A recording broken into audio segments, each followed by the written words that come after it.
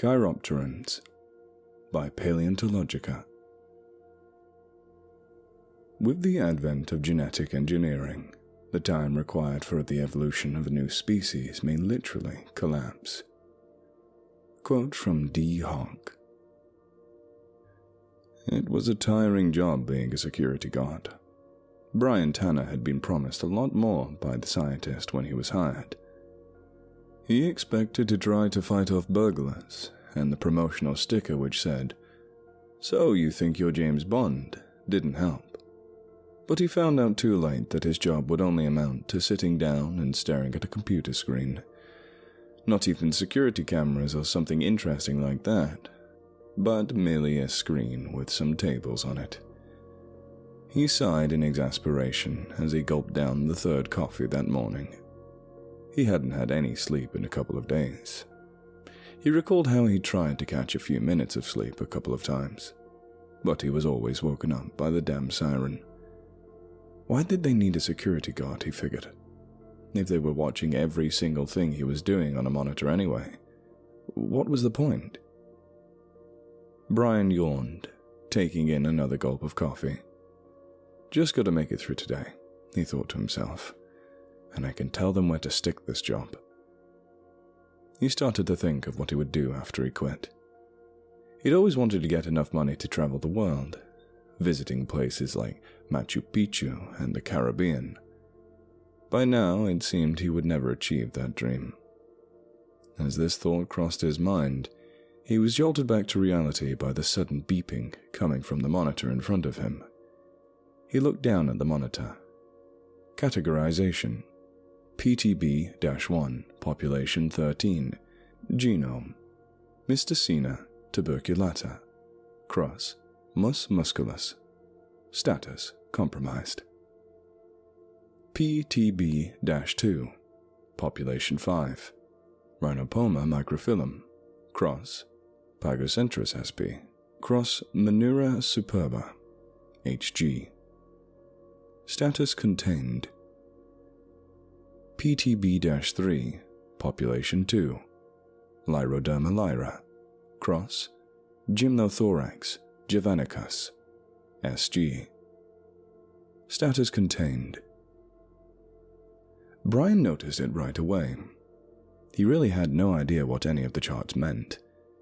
He knew the term mus musculus somehow, but that was about it. But that one of the cells said compromised was certainly worrying. He reached towards his radio and flicked it on, bringing it up to his ear. Almost instantly, a burst of static erupted from the speakers. Brian recoiled, barely preventing himself from throwing the radio onto the ground. Still, he somehow clung onto his composure and spoke. "This is Security Officer Tanner. It looks like..." He looked back down at the monitor. "It looks like PTB-1's containment is being compromised. Over." Really, he had no idea what any of it meant. It just sounded good to him.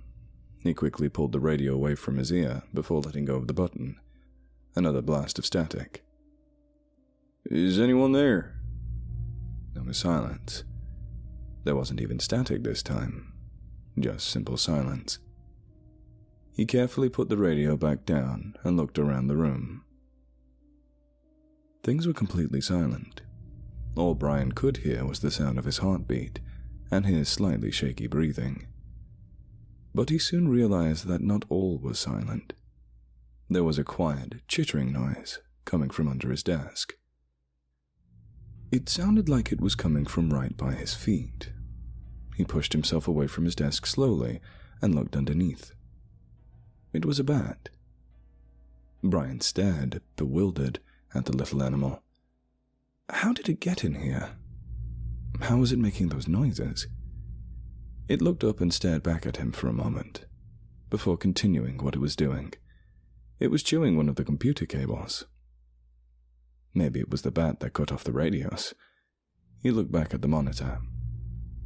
Categorization: PTB-1, population 14, genome Mysticina tuberculata, cross mus musculus, status compromise. He finally realized what was going on. He could remember very little from biology class, but one thing he did learn was Latin names. Mus musculus. This creature was part mouse. Looking at the tiny bat, or mouse, or even both at the same time, a thought passed through Brian's head. There must have been a reason the scientist never told him what he was dealing with. He heard a slight squeak to his left foot, looked up and saw another mouse bat.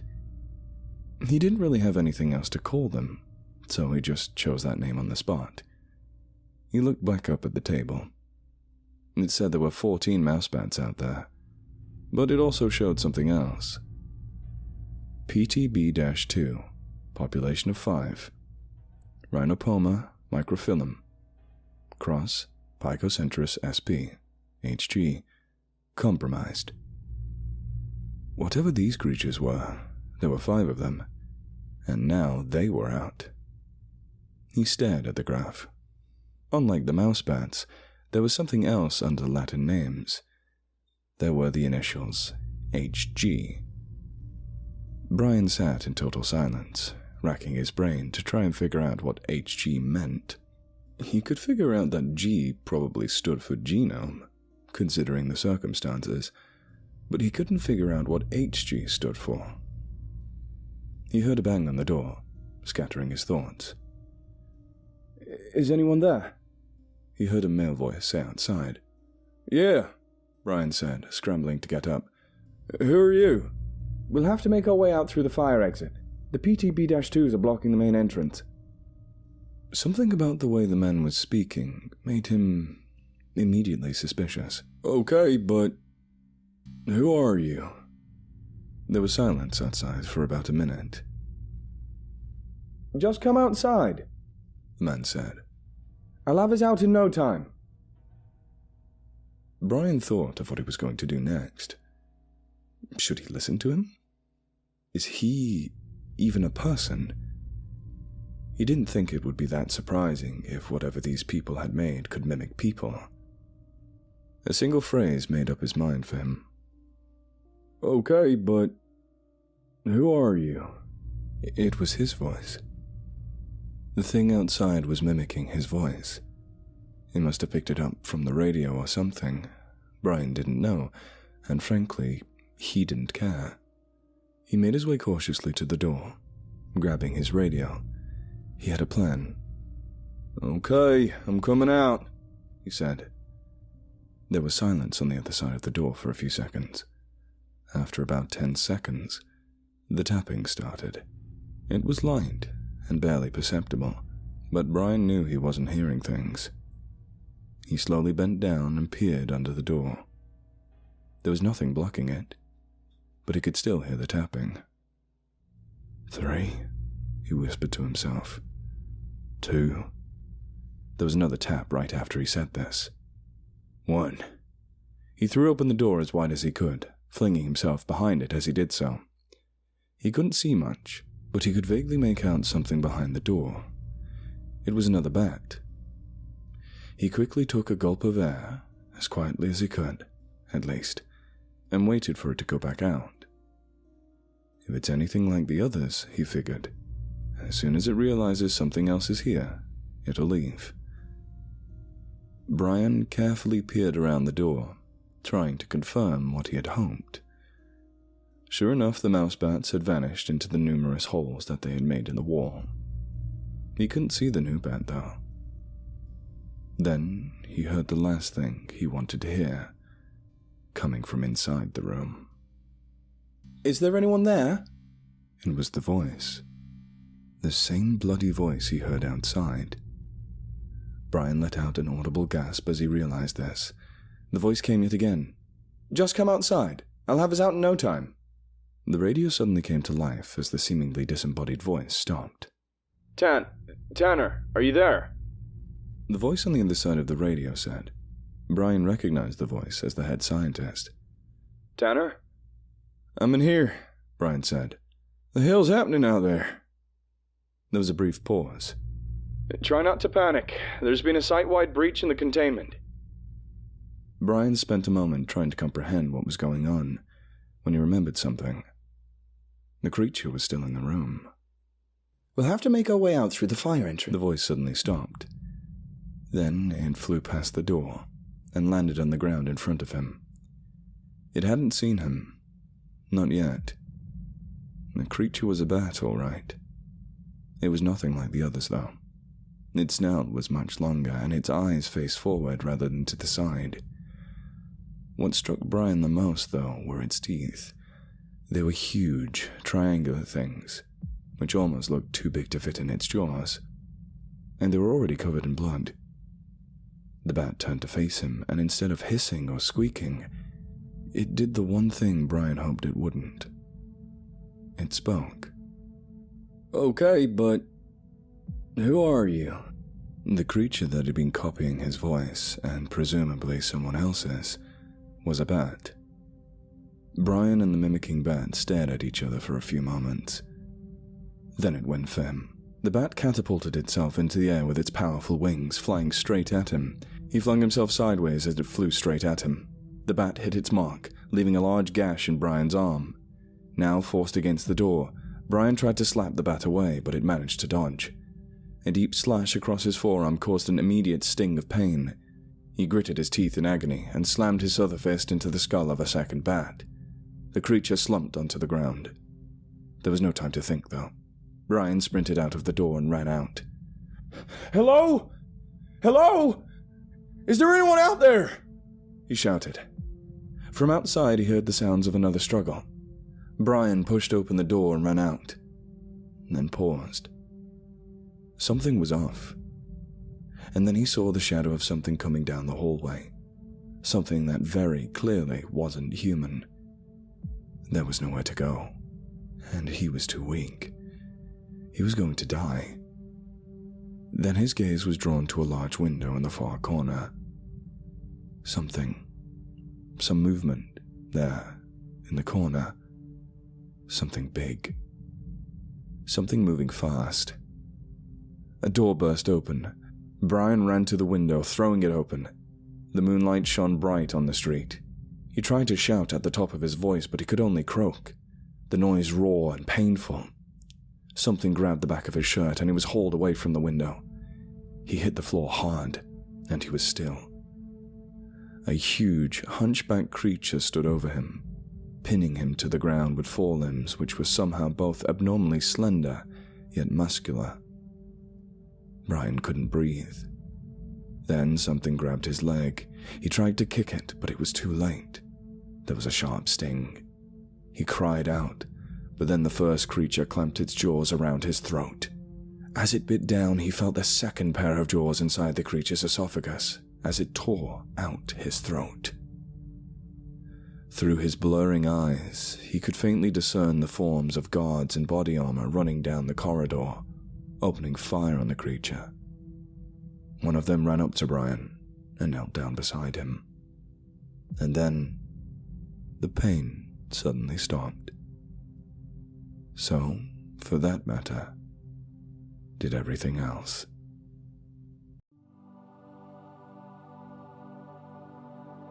Bison Ridge by Tuawe. You awake at the crack of dawn.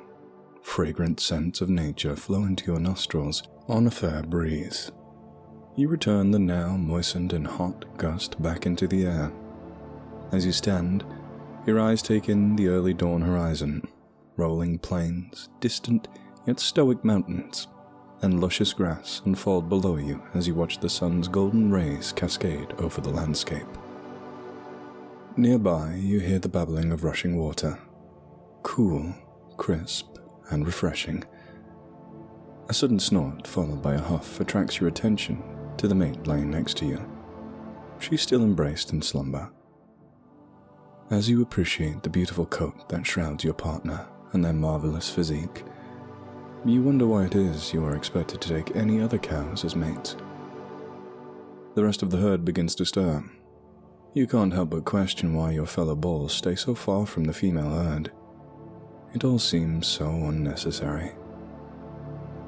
The routine resumes as you witness a large, dark brown patch begin to move in the distance. The other males are getting some breakfast already. As others begin to graze locally for their morning meal, your ears twitch in the cool morning air. You know the time has come to begin to head down south, to warmer locales. But that alone isn't what catches your thoughts. The faint rumbling tickles your inner ear. There are no telltale signs of a storm, so what could this be? You have a nagging instinct that something is very wrong. As the smartest member of your community, you decide that it's worth investigating. You reach the peak of a nearby vista, your hulking form obscured by small foliage and shrubs. To the west, you can see the large and expansive drop-off cliff, relatively far in the distance. You begin to scour the land for any signs of anomalies. No sign of wolves, who usually tend to strike when the herd is on the move, trying to isolate individuals. Your recognition of techniques has saved countless calves. Mountain lions are more devious, but you've not seen one recently, not since the herd passed the plains.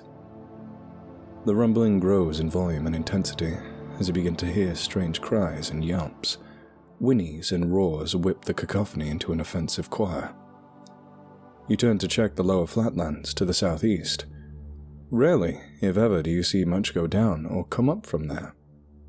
This time is different. A massive cloud of dust chokes the landscape, tailing a large group of strange creatures. They stand what appears to be slightly taller than a bison, have two separate heads, and run on four legs. One long head protrudes from the center of the creature's back and has some disturbing flailing appendages. They're coming toward the herd. As you turn to make your way back down the hill, you spot part of one of these creatures much closer.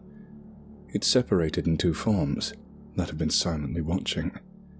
How did you not notice them before? They combine back into one horrific amalgamation, like the others, and begin to head for the other side of the cows. Your heart pounds, your mind races, and your fur stands on end. This is more sinister than a mountain lion, far more threatening than a pack of wolves. There's an order to their movement. They're calculated. Racing down the hill, you let loose a bellow, attempting to alert your fellow bison. Slowly, they gain a fractional grasp of the situation and begin to flee west, away from the predators. You know it's not in the nature of your fellows to make a stand, but the female herd will be jeopardized if the males don't help. Unfortunately, as you turn your attention towards the boars, you see that they too are being pursued by a mob of abominations. Sharp twangs sporadically interrupt the now all-encompassing thunder of hooves, accompanied by small puffs of some kind of dark air, chuffing out the flailing limbs of the beast's second head. Finally, you catch up to the female herd. The creatures have split their group, half on either side, as if they're trying to control all movement. The cows are terrified, and follow the malicious path set out. You recall what lies in wait beyond the western approach. Speeding ahead of the females, you attempt to veer them off course, stop them, or otherwise do anything you can to halt the progress of their doomed forced march. It's no use. The ladies are too afraid. It's panic and chaos. In desperation, you charge the group of predators, disrupting their path. Some of the creatures separate into their split forms as they fall. Others change direction and attempt to loop back around. You feel a soft, spongy mass under your hooves, accompanied by a snapping and crunching as one of the split creatures cries out below your warpath. Hope fills your mind. Perhaps you can gain the upper hand. If the other bulls charge the monsters, we have... Your heart sinks as you watch the male herd driven headlong, en masse over the cliff's edge, farther to the south. Brothers, sons, reduced to nothing. For the first time, your sense of duty wanes as the pit of your stomach drops and a sinking sensation takes your heart. Fear has begun to root. Desperate for any kind of resolution, you turn back to the female herd to help however you can. But it's too late. Their chaotic, terrified charge has turned into a deadly dive.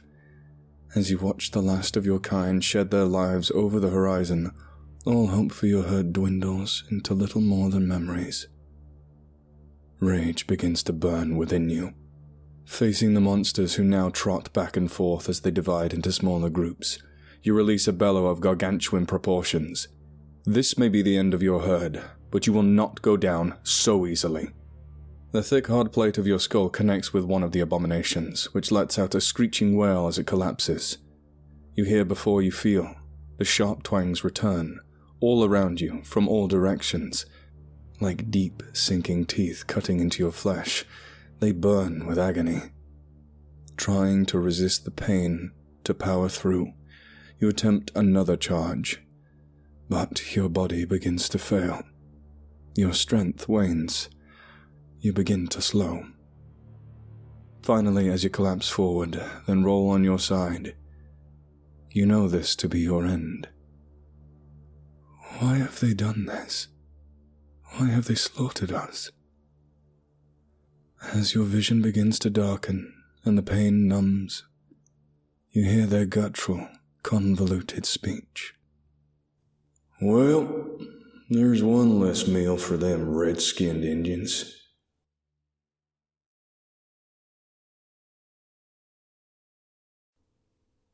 I'm an ecologist, and I was hired to do an ecological survey on the Yorkshire moors. I can't be specific as to where or for what organisation. But let's just say this changed my perspective of the British environment. I'll start from the beginning. I trudged through the Yorkshire moors, my boots sinking slightly into the damp peat. The wind tugged at my jacket. The landscape stretched out in front of me. The rolling waves of purple heather dotted here and there with patches of bracken. A kestrel hovered in the distance, searching for prey. The air was sharp with the scent of earth and vegetation, cool and fresh against my face. I wanted to appreciate it. Really, I did. The distant call of a grouse, the occasional rustle in the underbrush that made me glance down, hoping for a glimpse of a slow worm or an adder sunning itself on a rare patch of exposed rock. There was something undeniably beautiful about the starkness of it all, the way the moor stretched on endlessly under the wide open sky. It felt ancient, timeless. But there was a weight in my chest that I couldn't shake, a nagging voice that whispered, "This isn't right." The heather with its delicate mauve flowers was lovely, yes, but it shouldn't have been all there was. This place, this vast expanse of seemingly wild land, wasn't as wild as it seemed. Centuries of grazing and burning had kept it like this, stripped it of trees, its richness. Where there should have been forests, wetland, and open wood pasture, some areas dense with oak, maybe with pine in some. There was this open, windswept land. I paused for a moment, surveying the horizon. I can picture it as it would have been, teeming with life, full of the sounds of birds and the rustling of leaves. I could almost hear the creak of branches and the soft thud of an acorn hitting the ground. It should have been teeming with diversity, not just these hardy plants that clung to the poor soil. A lizard darted across my path, disappearing into the undergrowth, and I crouched down to where it vanished. There you are, I thought, a flicker of joy breaking through the melancholy. There was still life here, small and resilient, clinging on despite everything. I watched for a moment, but the creature stayed hidden. Even that brief glimpse, though, gave me a bit of hope. But as I stood back up and resumed walking, the heaviness returned. I couldn't shake the thought that this place was a shadow of what it could be. A managed wilderness, a memory of something richer and wilder, now maintained by human hands for reasons long forgotten. As I made notes, I thought about how much work it would take to bring back those forests, to undo centuries of damage. I wondered if it was even possible. Certainly, over time, if we were to leave this place be, trees would spring up here and there. Perhaps in the future. The wind picked up again, and I pulled my jacket tighter around me. The heather swayed in the breeze, and I tried once more to lose myself in the beauty of it. But the knowledge lingered at the back of my mind, dulling the edges of my appreciation. As Aldo Leopold once said, to see through the eyes of an ecologist is to observe a world of wounds. I spotted them in the distance, a small group of sheep, moving aimlessly across the moor. Their white fleeces were a stark contrast against the muted tones of the landscape, bobbing like misplaced clouds on the ground. They didn't belong here. Not really. They'd been left to roam, unmanaged and wild, their presence a constant reminder of why this land had remained barren for so long. Grazers constantly nibbling away at anything that tried to grow taller than a few inches. As I approached, something caught my eye. A patch of white that didn't move with the rest. A sheep, lying on its side a few meters away from the others. It was unnervingly still, and above it, a raven circled lazily in the sky, waiting. Instinct told me what I would find, but I walked toward it anyway, drawn by a grim curiosity. When I got closer, the reality was clear. The sheep was dead. Its eyes were open, glazed over, staring blankly into the distance. The smell hit me first. Sour, sweet, unmistakably that of decay. But there was something more to it. The carcass wasn't just dead from neglect or illness, as I'd expect out here. It had been ravaged. I knelt beside it, carefully examining the remains. Most of the flesh had been torn away, the ribs exposed, gnawed clean.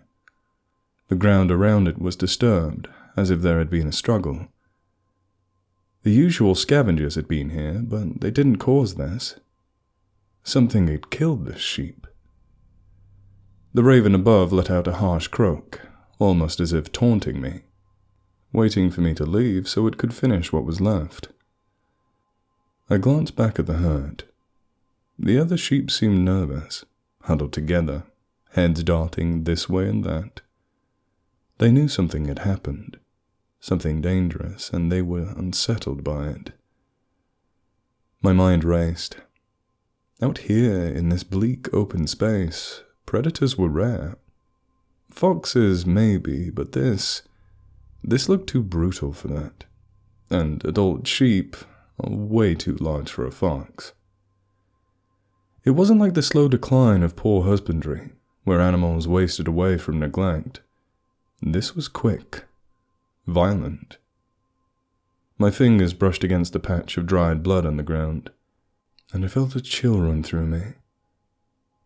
Standing up, I scanned the horizon. There was no sign of whatever had done this, but the landscape suddenly felt less empty, less benign. I couldn't shake the feeling that something was watching, waiting. The wind whispered through the heather, carrying with it a faint hint of something primal, something that lingered here despite everything else. I made a few quick notes. Though my hands felt clumsy, my thoughts jumbled. This wasn't what I had expected. The sheep shouldn't have been killed like this. It was out of place, just like everything else out here. I took one last look at the carcass, then at the uneasy flock in the distance. They were moving again, slowly, but there was a tension in their steps, a skittishness that wasn't there before. I turned and walked away, the raven swooping down behind me, landing on the dead sheep with a flap of dark wings.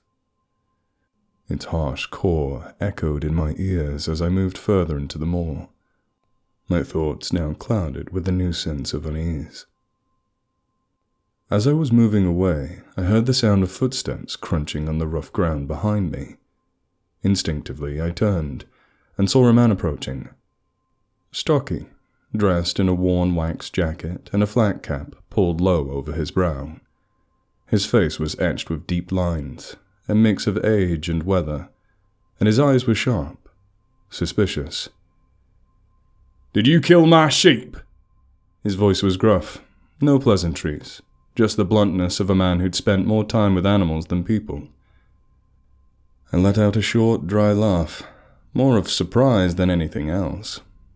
I waved a hand towards the torn carcass at my feet. "No," I replied, sarcasm slipping into my voice. "Does it look like I did this, mate?" He stepped closer, squinting at the remains, then back at me. His expression hard to read. There was a pause, and I could feel the tension in the air, thick and heavy between us. "What are you sheep doing all the way out here anyway?" I asked, crossing my arms. "This land's not exactly prime grazing." The farmer scowled, eyes flicking to the flock in the distance. "Aye, they've wandered off," he muttered. "They're not supposed to be here. Damn things have a mind of their own sometimes. Been meaning to fetch 'em back." He knelt down beside the carcass, his rough hands brushing over the exposed bones. For a moment, I thought I saw something shift in his expression. A brief flicker of worry, maybe even fear. But it was gone as quickly as it came. He straightened up and looked at me. "So what do you think did this?" I asked, watching him carefully. He'd been on this land a lot longer than I had. If anyone would know what might be lurking out there, it was him. The farmer scratched his chin, glancing around as if the answer might be somewhere in the heather. "Could be a dog," he said. His tone wasn't convincing. "Or a fox if it's desperate enough. But, I dunno." His voice trailed off as he shook his head. I frowned. "Doesn't seem like the work of a dog or a fox. Looks too precise." I gestured at the torn flesh, the scattered remains, and the punctures around the throat.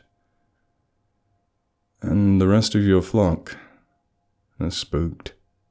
He nodded slowly, chewing over my words. "Ah, you're right about that. They've been jumpy lately, more than usual. Thought it was the wind or something, but..." He trailed off again, his eyes narrowing as he surveyed the moor.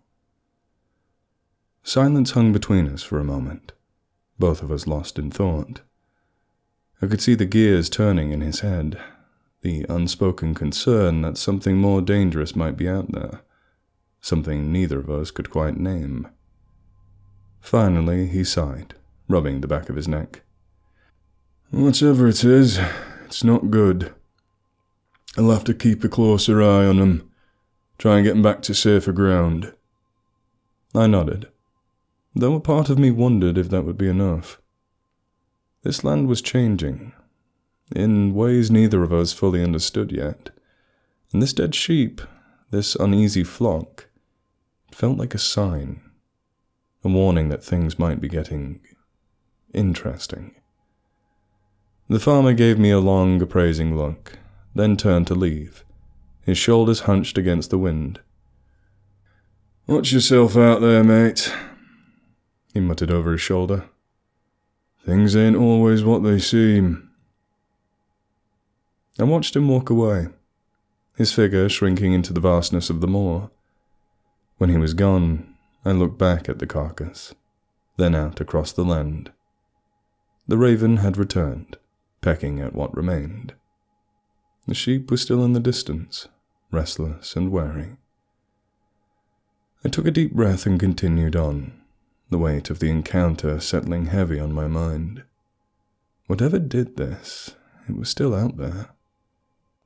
As I began the long walk back to my car, my mind raced with explanations.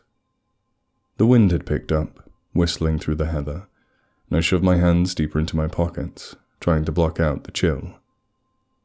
The landscape stretched out before me, barren and endless, and yet it didn't feel as empty as it did earlier.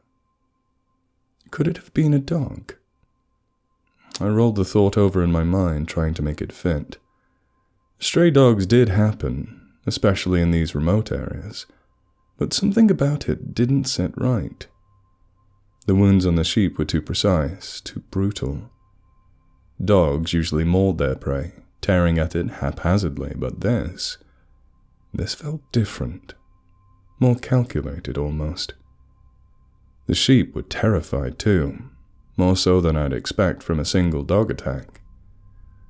It wasn't just panic, it was real deep fear, the kind that lingered even after the danger had passed. Then a darker thought crept on me. One I heard whispered in pubs and read in news stories over the years. Sightings of large black cats roaming the countryside.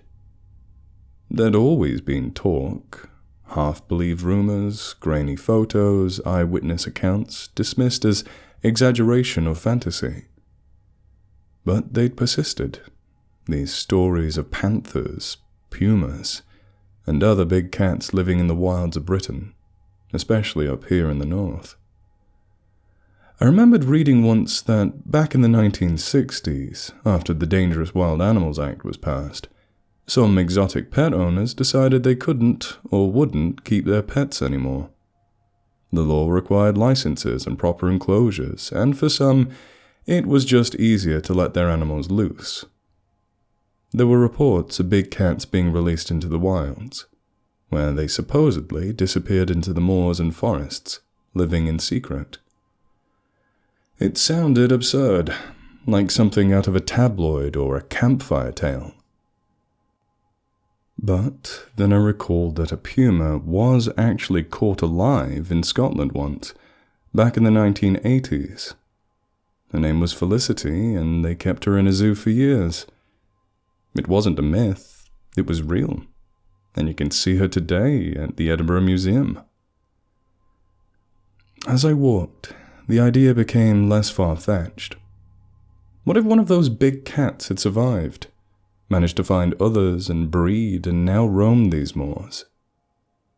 The wounds on that sheep, they were far too clean, too precise, like a predator that knew exactly where to strike, unlike a fox or a dog. I found myself glancing over my shoulder, scanning the horizon for any movement, any sign that something might be watching me. The heather swayed in the wind, and I told myself that it was just my imagination running wild, fueled by far too many late-night documentaries and idle speculation. Still, the thought lingered. What if those stories are true? What if there really was something out here? Something that had managed to stay hidden all these years? It seemed impossible, but then again, nature had a way of surprising us.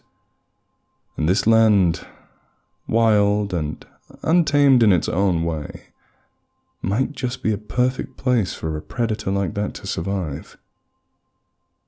I shook my head, laughing softly to myself. A big cat on the Yorkshire moors.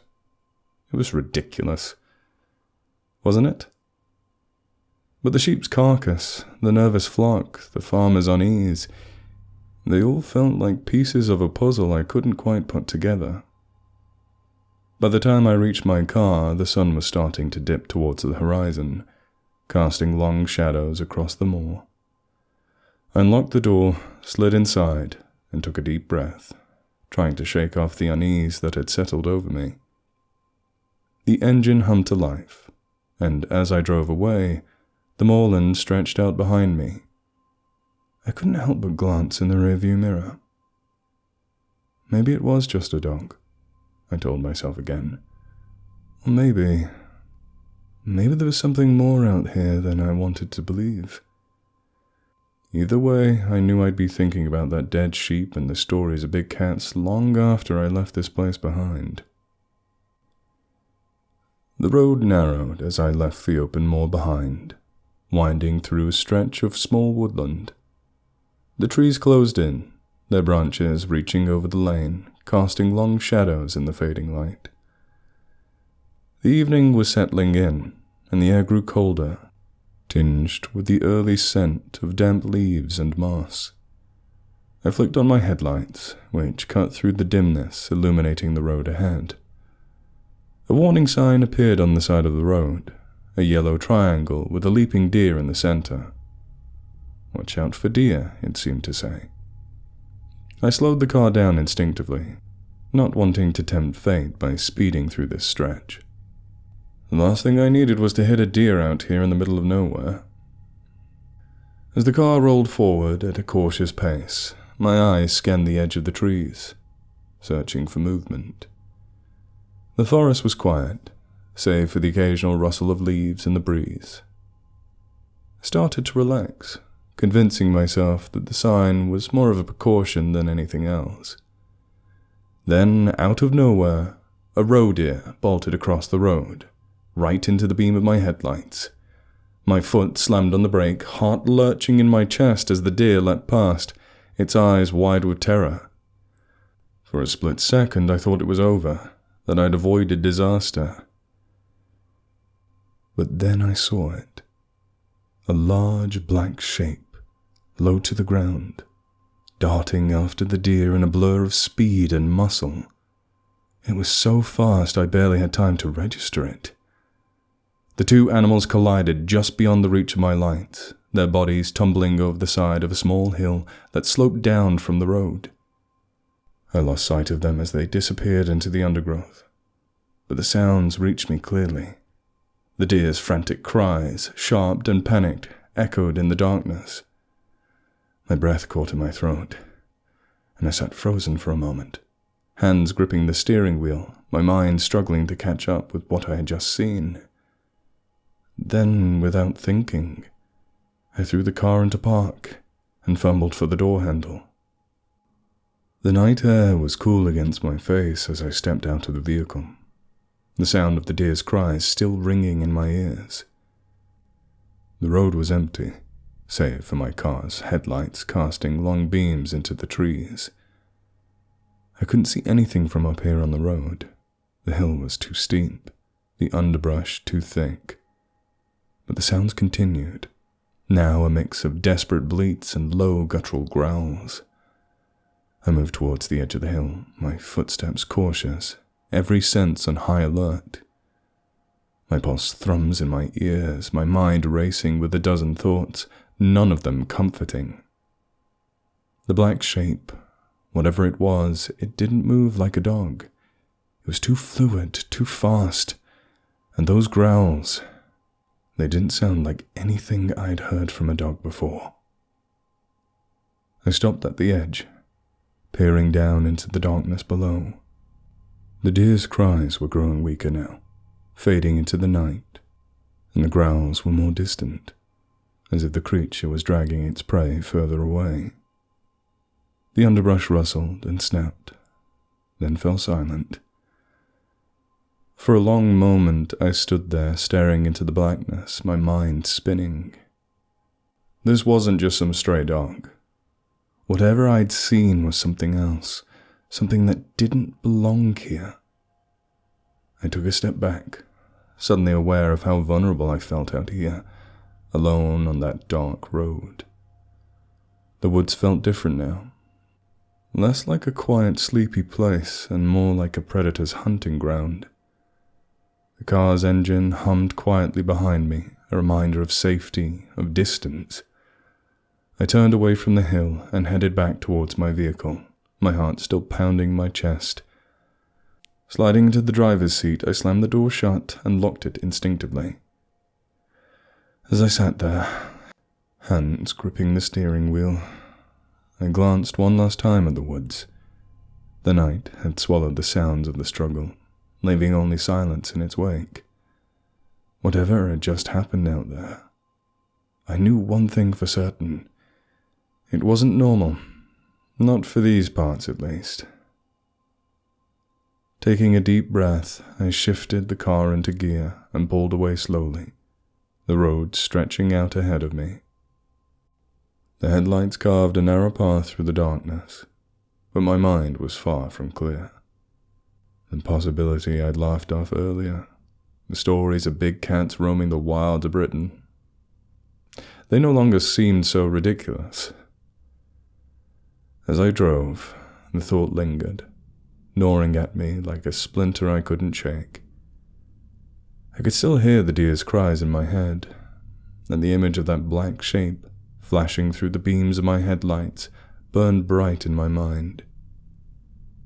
Something was out there, something that shouldn't really be there, and I was no longer sure if I wanted to know what it was, or if I wanted to make that knowledge public.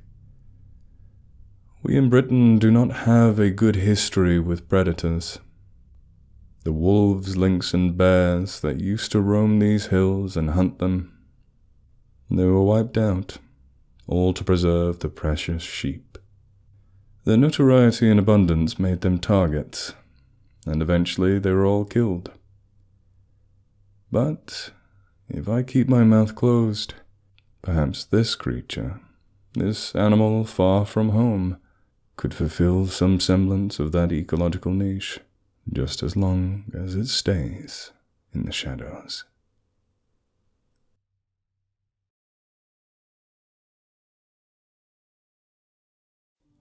A Sense of Beauty by Corn Conic. What's up with her, Sammy? Stephen grunted, puffing on his half-burned cigarette. It was early morning, the rising sun cresting the horizon and engulfing the gaps of the forest with its light. Slowly but surely, the day's warmth was chasing away the nightly spring air, the tree leaves illuminated in their gorgeous silky green. All seemed right as Stephen absent-mindedly tapped a chunk of ash onto the ground, leaning over the edge of the cabin balcony. From across the sparkling river that curled past their remote home sat a single bear, reclined against the thick tree trunk. "Oh, that's Susie," Samantha cooed as she hurried outside in a dressing gown, joining her husband at his side. "Funny name for a bear," Stephen muttered. A slight breeze was picking up, the cool air blowing pleasantly across his stubbled chin. "Is it the one you've been taking care of?" "Yeah, she looks a lot better now, don't you think? Compared to a few weeks ago." Stephen eyed the animal. A healthy, shiny coat of fur hung from its frame, in stark contrast to the bony, disheveled thing it had been the first time they'd laid eyes upon it. I guess. Maybe a little less skinny. Not that I appreciate the amount of food you're giving it. I was gonna eat those leftovers from last night, you know." "Sorry," Samantha chuckled. "But it was a funny sight. You should have seen her eating. I think I finally found someone who likes my lamb better than you." Stephen couldn't help but let slip a small smile, even as he tried to remain frustrated. Quickly, he reasserted himself. "You've a good heart, Sammy, but really, I don't know why you're bothering feeding it. If it dies, it dies. Better to just let it happen naturally. Besides, we don't really know what might happen in the long term. What if one day it comes and brings its entire pack?" "Bears don't travel in packs, dummy. They're not wolves. They're solitary animals." "Whatever. What I know is that they're smart creatures. Keep feeding them and they'll keep coming back for more." "Well, we're in no shortage of food." "It's not just that," Stephen interrupted, fidgeting with his lighter. The couple's conversation had distracted them from the sudden silencing of the forest. Within moments, the birdsong had diminished, and the crickets' chirps were dying down to a steady silence. It interferes with the natural order. In nature, only the strongest are meant to survive. Outside help disrupts the principle. Samantha raised an eyebrow. "Well, Mr. Darwin," she spoke, "how interesting it is to hear your hypothesis, but I doubt saving one stray bear will make a whole lot of difference." Stephen shrugged. "One bear won't do much, but if more and more people start saving them..." He glanced at Samantha's smiling face, her dark pupils reflecting the dawn's glow. A wet crackling sound shot into his left ear, and he swore, just for a second, he could see some unfathomable mass occurring within the forest, its limbs heaving and scraping against the damp soil as it slithered towards the cabin. He took a sharp breath, as if to shout or scream, but let it go as the sight was elbowed out of his mind by some unnatural force. Forget it, he spoke, unconsciously turning his head away. Just remember not to get too close. It may look all cute and cuddly, but that thing right there is a killing machine. Top of the food chain. Would rip you apart if you looked at it the wrong way. Used to be dozens of disappearances around these parts in the woods, back when it was still being mapped out. Whose fault do you think they were, huh? The salmon's. Suppose you're right. The couple continued to stare at the animal. It was just sat as it was before, backed up against the tree trunk with its paws by its sides and its legs lay out on the grass. What do you think it's doing? Samantha queried. Stephen squinted. See, that's what I was going to ask you. I mean, it's been sat like that for a while now. It can't be sleeping, because its eyes are open. I know that much. Maybe it's scratching its back, but then again it would be standing for that, bouncing up and down. I've seen it in those documentaries. I think it's appreciating the view. As if. No, it really might be. I read about it online. It's a behavior that's observed all the time in bears. Bullshit. What purpose would that serve? Nature's a constant battle for survival. It's probably just resting or something, conserving energy and whatnot. Well, maybe that's part of it. But it's like you said, bears are smart. Some of the smartest animals out there, actually. They have an eye for an aesthetic landscape. A sense of beauty, even. Yeah, right. And kangaroos can write poetry, and moose can paint portraits, and chickens can... On and on their conversation went, as Susie stared unblinkingly at the thing in the forest. Susie. She had no concept of words, let alone names, but she understood it was something that had been given to her. Some kind of strange, yet comforting noise made only when she was nearby. That, and piles of food dropped from above when she was starving, made two things she'd been given. And though she barely knew why, she felt she could at least do something in return for the pink, fleshy creatures that had already done so much for her, that had treated her so well. Somehow, she knew. She knew that if she took her eyes off that thing in the forest, it would destroy those pink, fleshy creatures. It would unfreeze itself and carry onward, and it would harm those that had helped her. She couldn't allow that to happen, so she sat there, gaze unmoving. And though it had no eyes, nor face, nor any real semblance of a body, Susie could tell that the thing in the forest was looking right at her too. Waiting, though it couldn't wait for long. Susie felt the hunger it radiated burning in her belly, the need to consume so strong it would soon have to move on, to seek different prey. But Susie had time, and so she waited.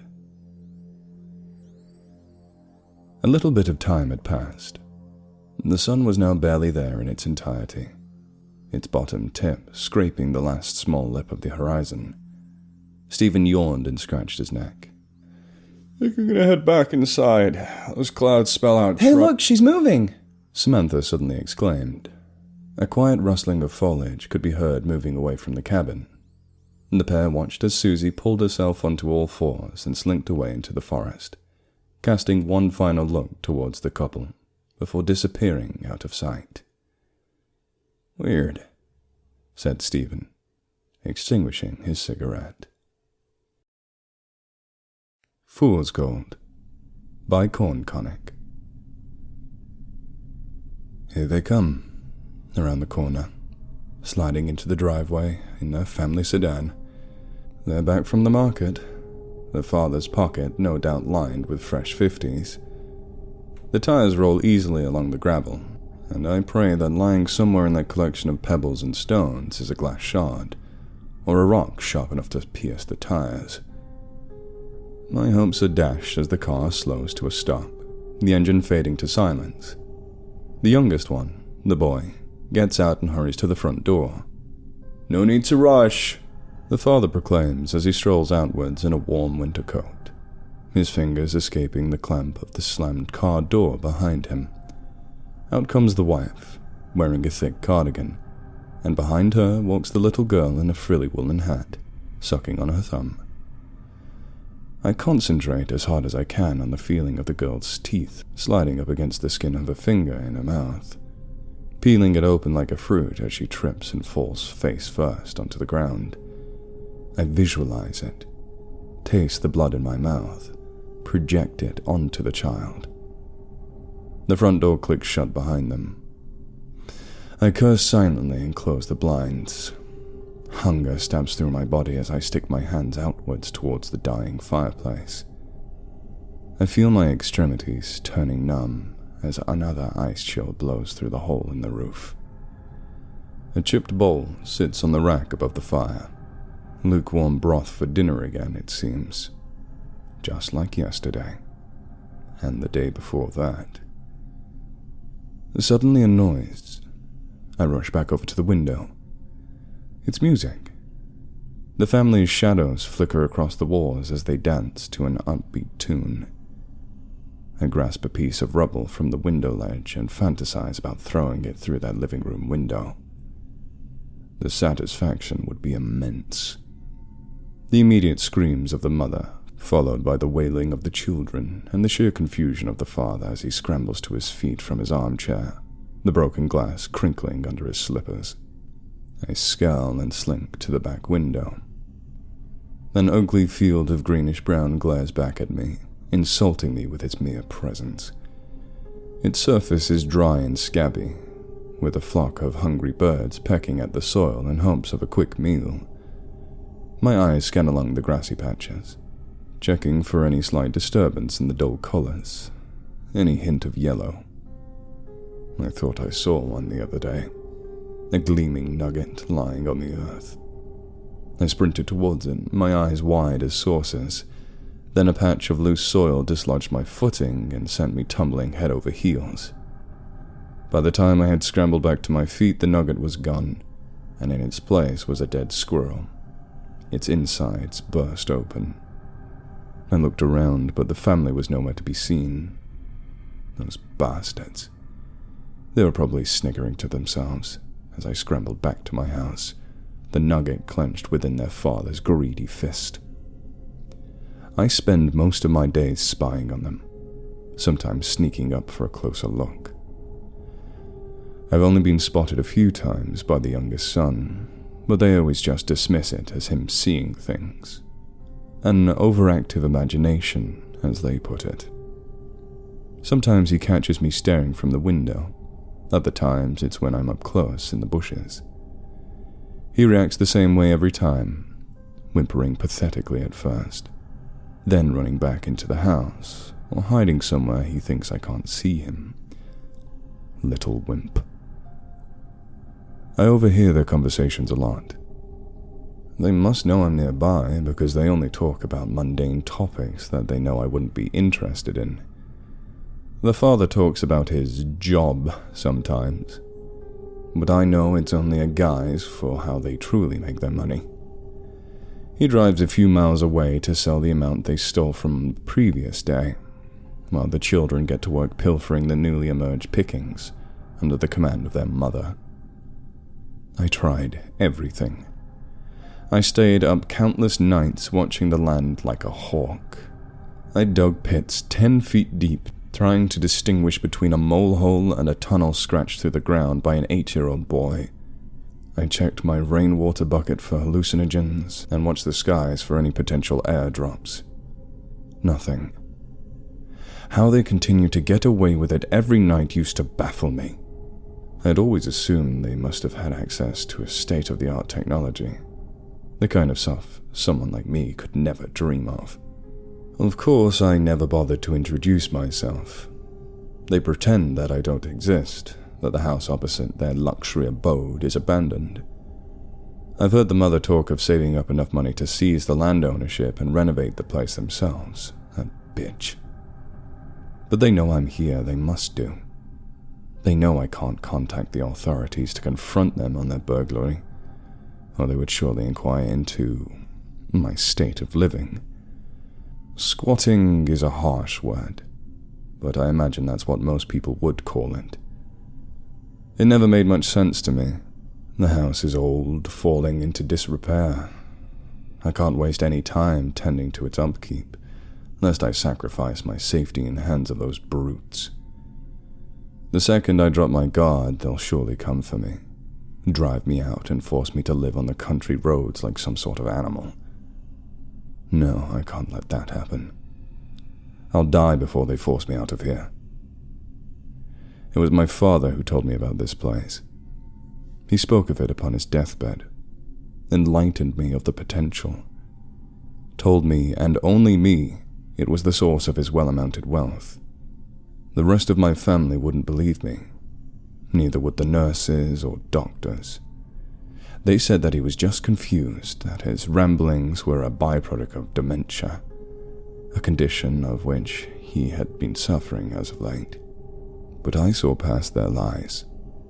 I knew that in that brief moment of clarity he was onto something big and promising.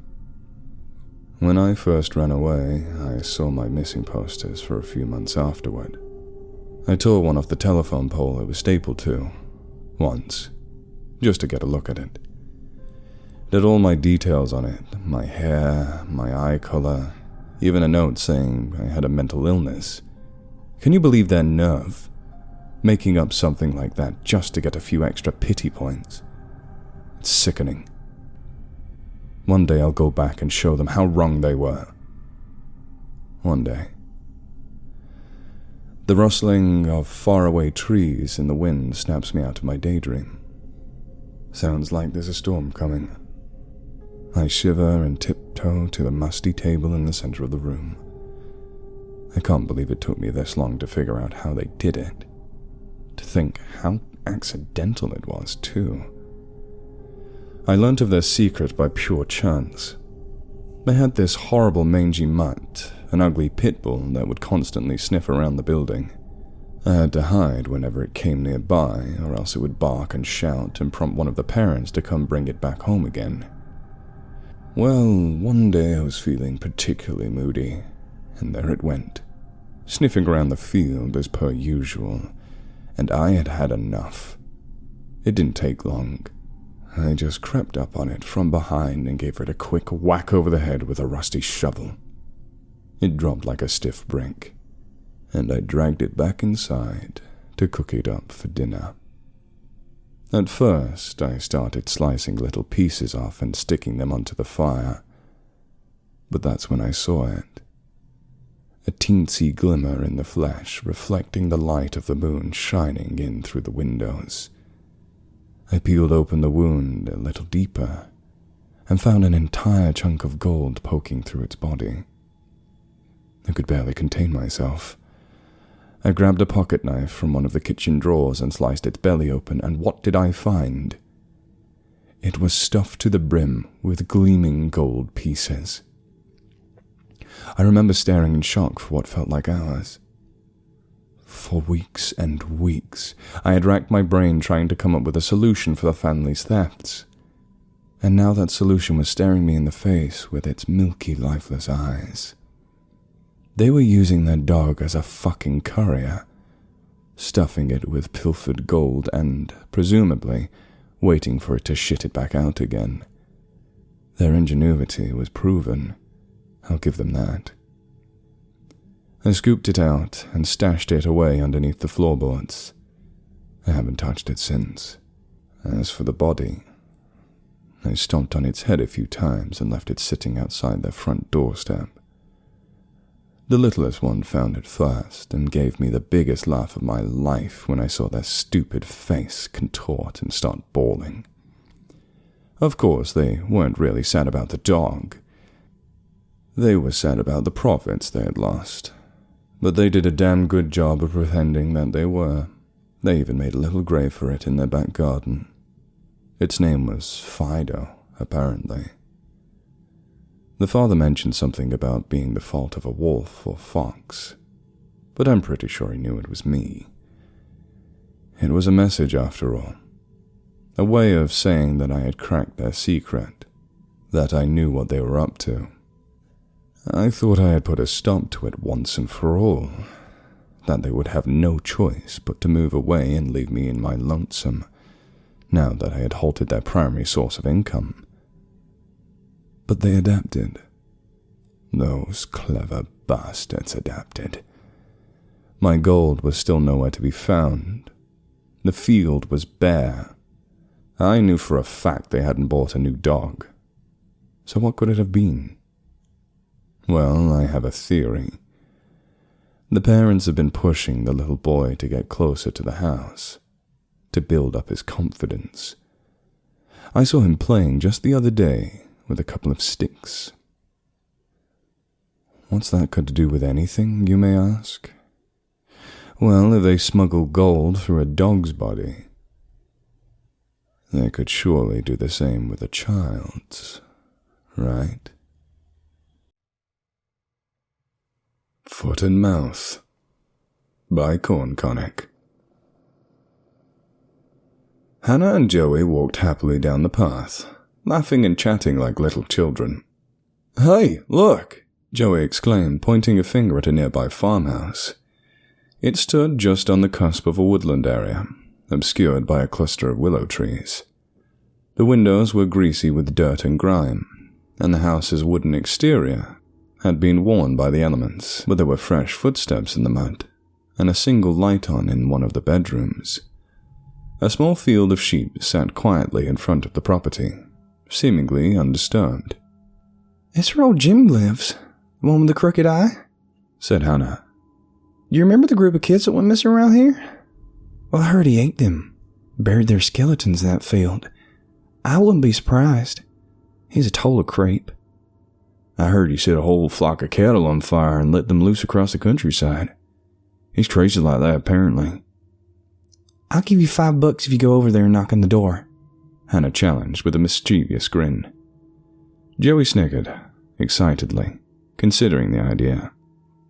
"Nah," he responded with a dismissive wave. "He's not worth the trouble. Let's check out the field. Maybe we can find some skeletons of our own." "Are you crazy? I was only joking about the $5. That old coot probably shoot us if we get close enough." "We'll be fine. He never even comes out of the house anymore. Worst he'll do is yell at us."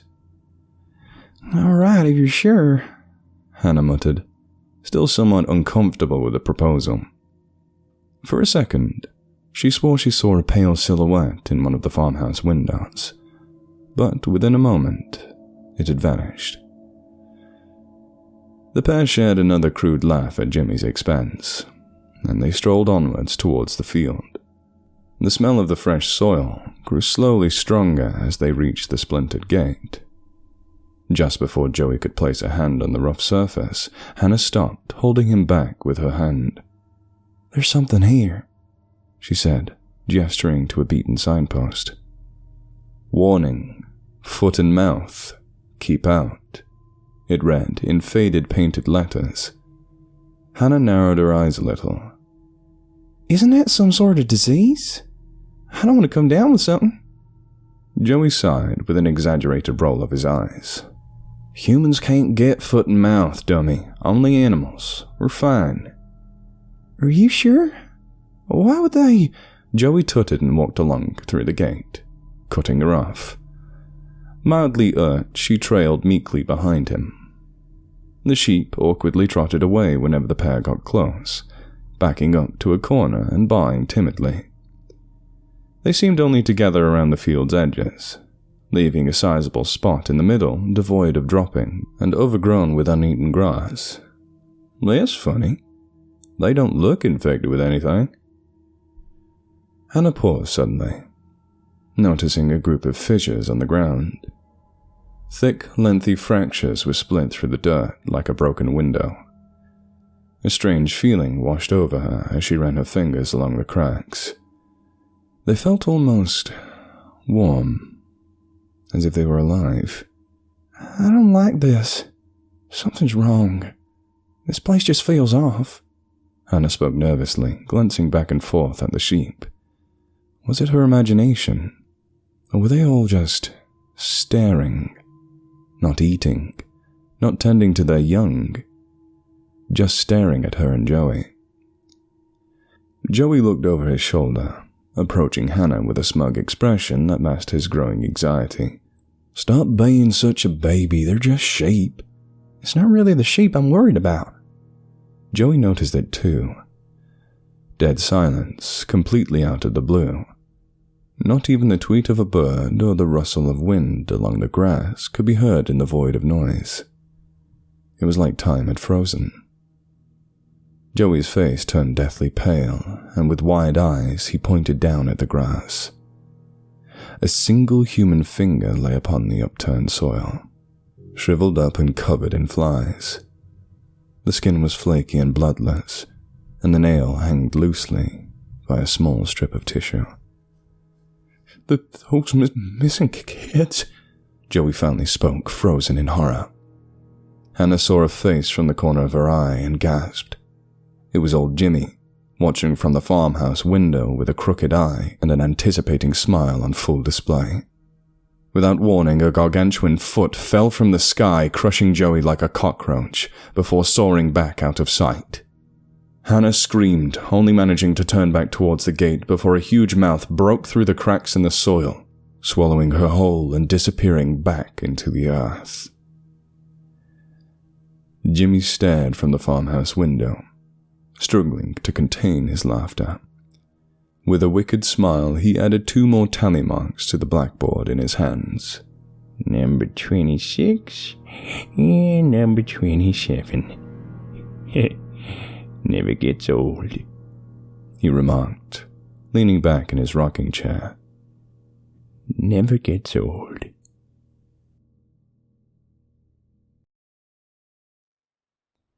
Doomed and Hunted by the Almighty Devoured.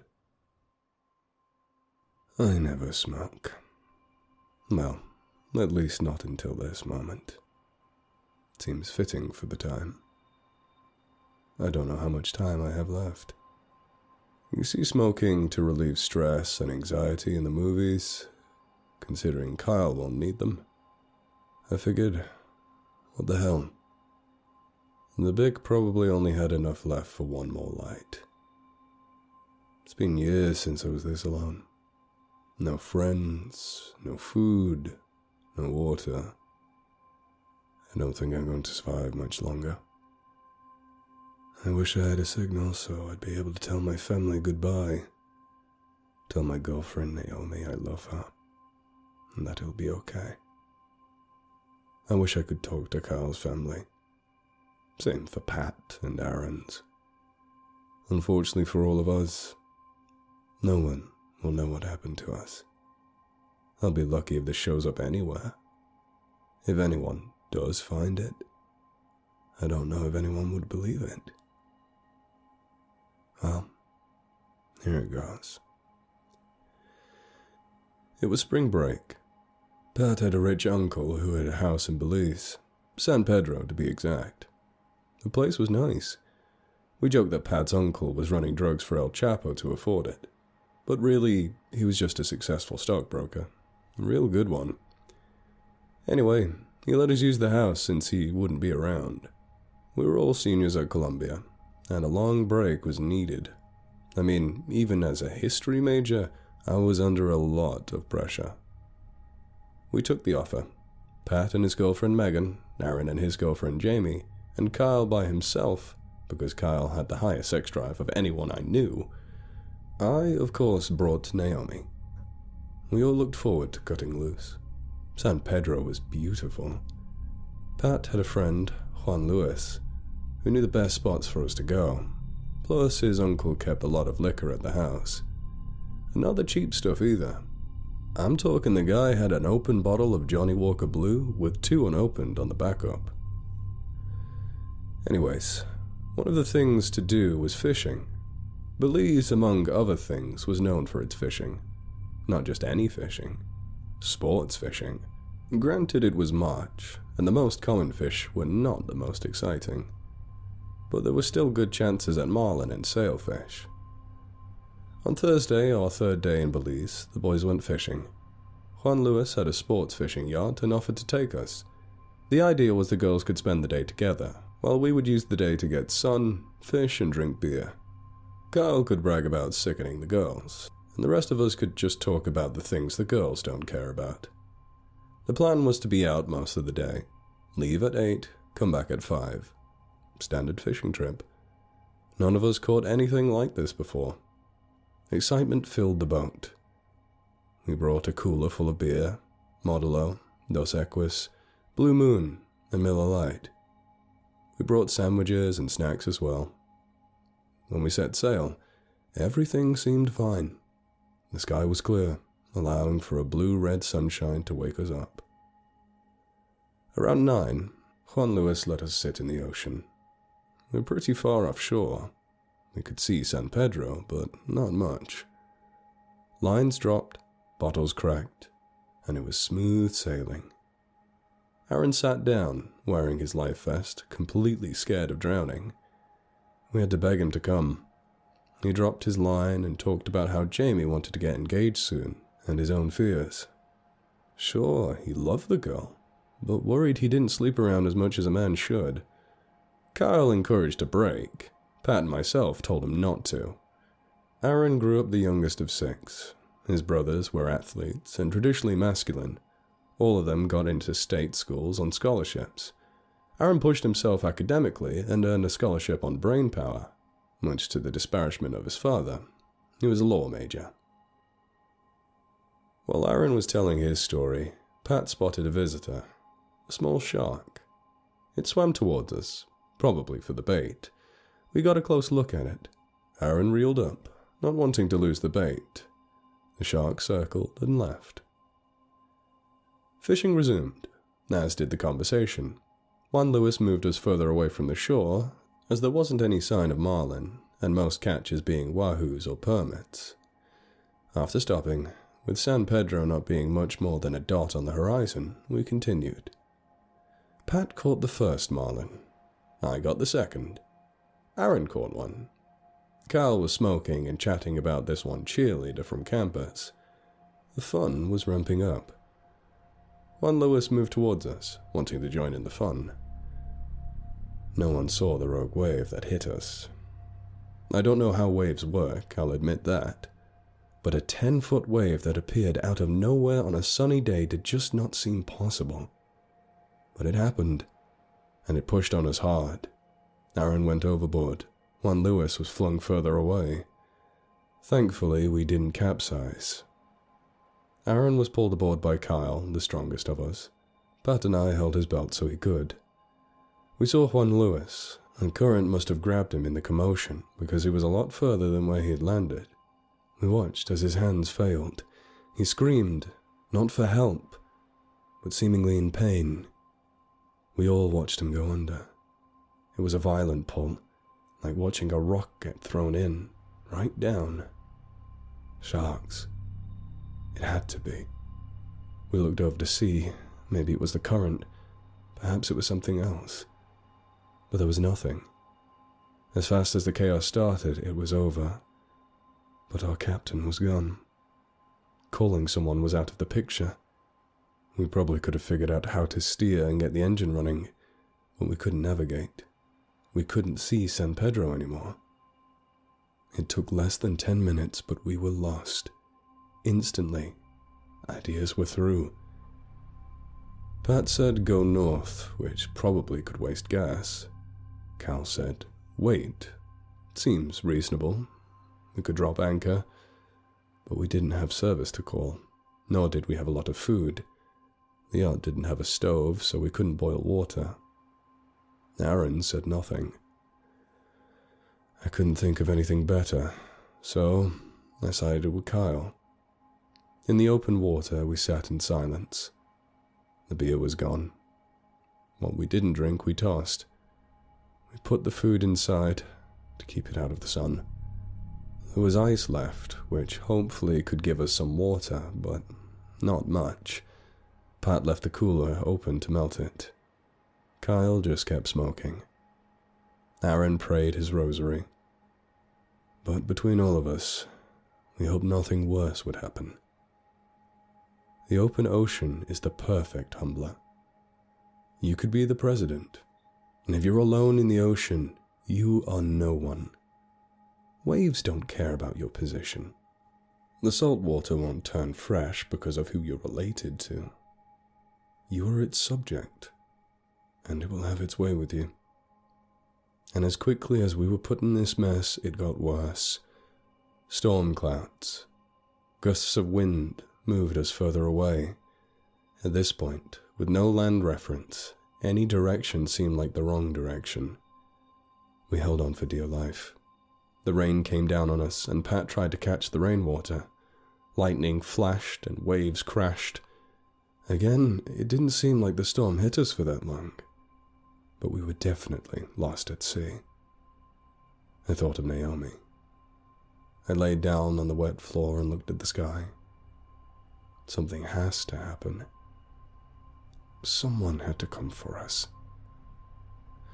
That's when I heard Kyle say the words I never wanted to hear. Sharks are here. The first sharks we saw came in a pair. They were grey. The one closest to us had a hook in its jaw, rusted out. The outside one was bigger, at least 6 inches wider and 1.5 feet longer than the other.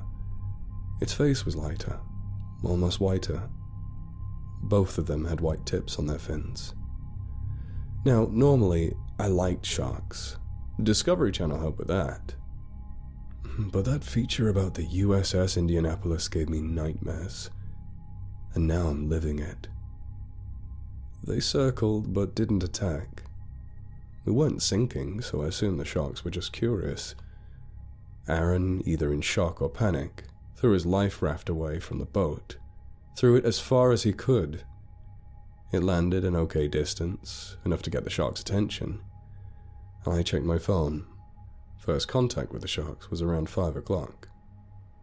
I was supposed to be back by now, and the girls must be worried.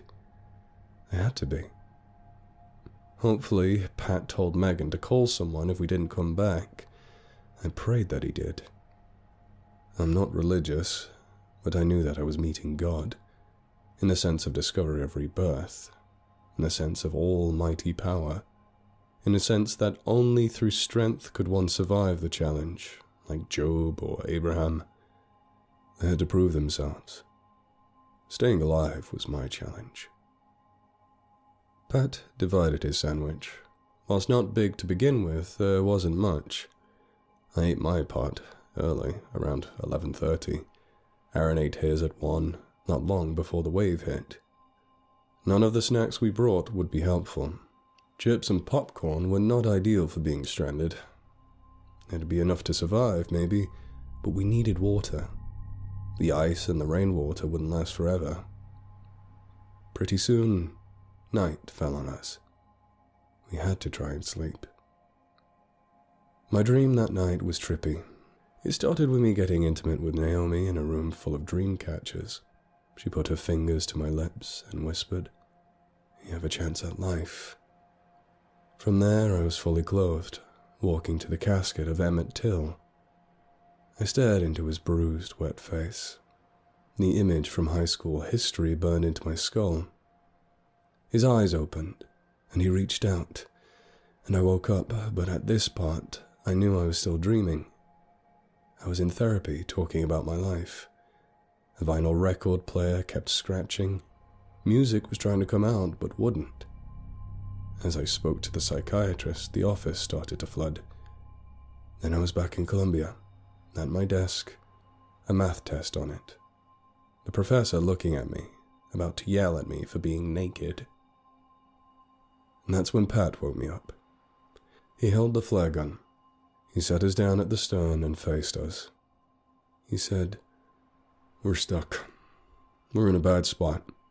At the rate we're going, to be honest, we won't last long, unless we work together. So I'm going to start proposing some ideas. First idea, no cannibalism until one of us is dead. We had to have died first. Second idea, no one eats unless they have to. Third idea, every 4 hours, try and rest, whilst one of us keeps watch for the boats or planes." We all agreed. It seemed pretty basic, but as long as no one turned on each other, we could remain together. It all seemed like a fever dream. I tried to go back to sleep, but I was too freaked out. The next morning, the sunset was red again, and my eyes hurt to see it. I felt tired. Aaron was up, shivering. "What's the matter?" I said. A dumb question, but I wanted to know. I promised myself I wasn't going to end up dead before 40. I wanted to show people I could do it. I can't. I should have stayed in San Pedro. I want to tell Jamie that I do want to marry her. I do. The shock was setting in. I sat next to him, and I held him. By 9, Kyle and Pat were awake. Kyle looked like shit, his skin already showing signs of dehydration. Between the smoking and the beer, he was the worst off. We all were in bad shape. I had at least 4. I know Pat had 6. Aaron maybe had 1, and Kyle easily had 10. Of course, this was during the day, in the heat of the sun. A third shark came towards us. Same species as the others, it seemed, but larger, easily 15 feet. It was wide. It hit the boat on the starboard. Not a curious nudge, but a severe hit. It knocked the yacht a couple degrees in the opposite direction. We stared in shock as the shark circled around, giving a nudge to our port side. Aaron screamed prayer against the shark, begging Jesus to send it away. The shark came closer again. This time it circled a few times before the fin went under. I looked over to Pat. We didn't think that divine intervention played into what had happened. We were being hunted. Rationing the food became hard. Pat's phone died, the first of ours to go. Well, technically the second, because Aaron's was ruined when he went overboard. Kyle tossed the empty cigarette box and opened a fresh pack. Around 11, Pat passed out the water we had, but even that wasn't enough. If we kept going like this, we wouldn't make it another 2 days. Finally I spoke. "We need to move inland. Maybe if we try east, it could work." "Why east?" Pat said. "Think about it. We probably went west to come out this far. If we go east, we could see land. Some settlement at all." Kyle and Aaron voted to agree with me. Begrudgingly, Pat went along with it. He fired up the engine and we went east. Hopefully the nightmare would end.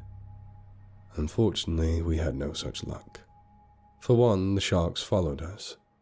Second, the engine must have taken damage, as not long after we moved it putted out. Anxiety fell upon us again. This time, all the sharks made their presence known. The big one, I called it Bruce, swam closest. The other two, Whitey and Hook, swam behind Bruce. This time, it was Whitey and Hook who nudged the boat. Pat walked towards the bow with a flare gun and fired a shot at Bruce. He missed and it landed near the shark's gills. Bruce reacted in shock, hitting the bow, which knocked Pat down, but the shark swam away. Kyle was biting his nails. The nail on his index finger on his left hand was much lower than it should be. His finger must have been burning. I noticed that Pat was guarding the food more, like he didn't trust us. As night fell, the sharks returned, like parasites. This time it was only Whitey and Hook, but they were getting bolder, biting at the stern.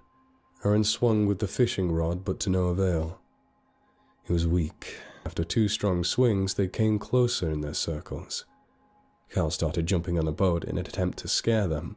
After 3 strong jumps, followed by a 4th, weaker one, they left. Kyle was gaunt. Pat and Aaron weren't looking good either. While I wasn't going to waste whatever battery I had left to check myself in the camera, I knew I wasn't looking great. I could feel myself getting weaker. By 6, our last of the water was gone. We eventually had to resort to drinking our own piss. Each of us had a designated bottle. Throughout the night, we would try to piss.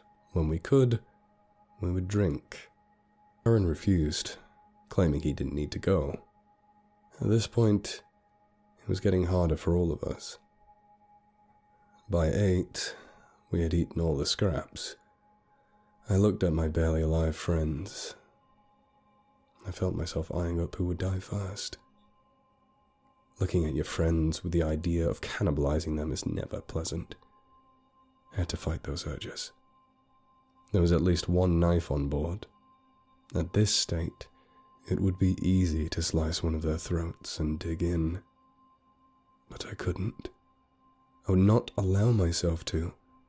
As much as I loved Naomi, my mum, dad, and brother, I could never do that. If it came to it, I'd rather take my own life instead. Night fell, and sleeping wasn't going to happen. Pat was scaring me as he hoarded the flare gun, plus a knife. He also held control over the food. If anyone had the potential to kill, it was him. I couldn't sleep. If I did, it wasn't for long. I woke up around 3 a.m. I saw someone leaned over the port side, Aaron. He was taking massive gulps of seawater. I grabbed his shirt. I screamed and yelled, slapped him. Finally, I tried to get him to throw up. I woke up Pat and Kyle. It was too late. The amount of seawater Aaron drank had doomed him. But something far scarier was happening. We had started to sink. The following day, the sharks were back. Again, they circled and didn't touch us. We stood at the bow. By that nightfall, we would mostly be submerged. Thankfully, Juan Lewis had an inflatable raft. It had a pump. We all took turns pumping it. Well, all except Aaron.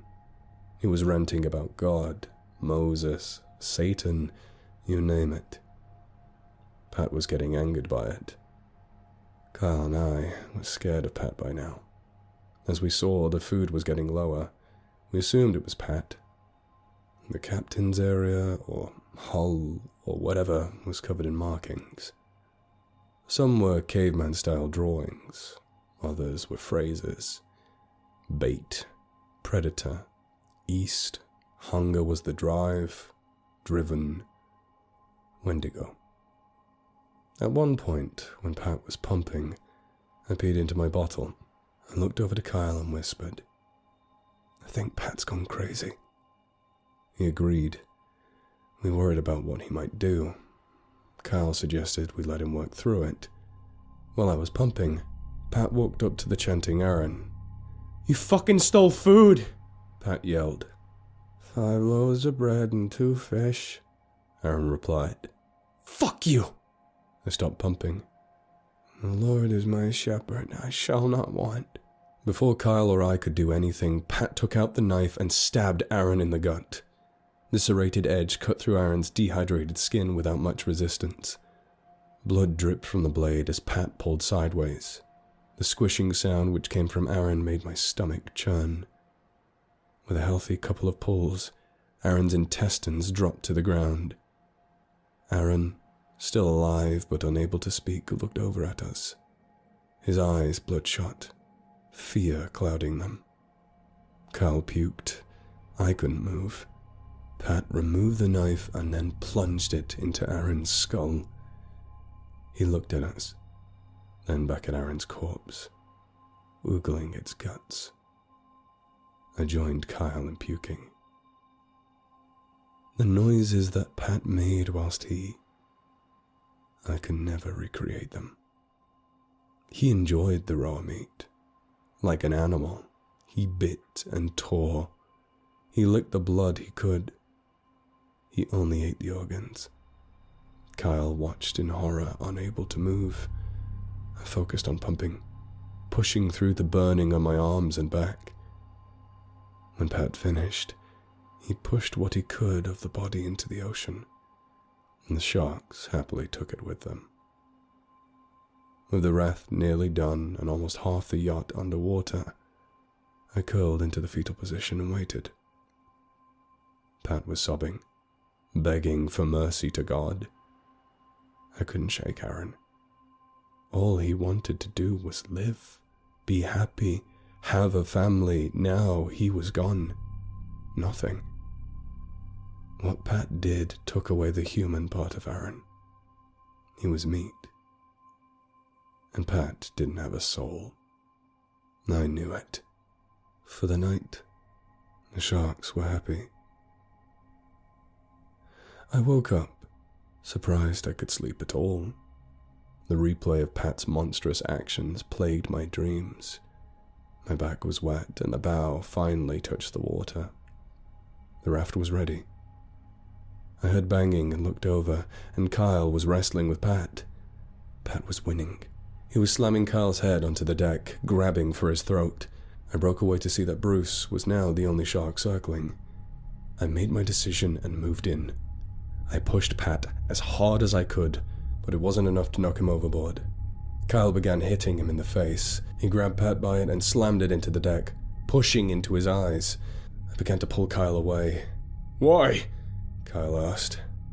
"Because we're still human."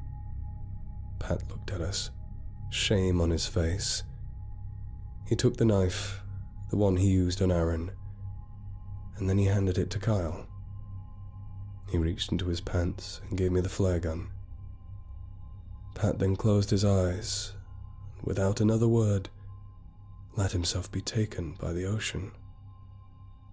Bruce opened his jaws, bit into Pat's torso, and dragged him into the depths, blood following close behind.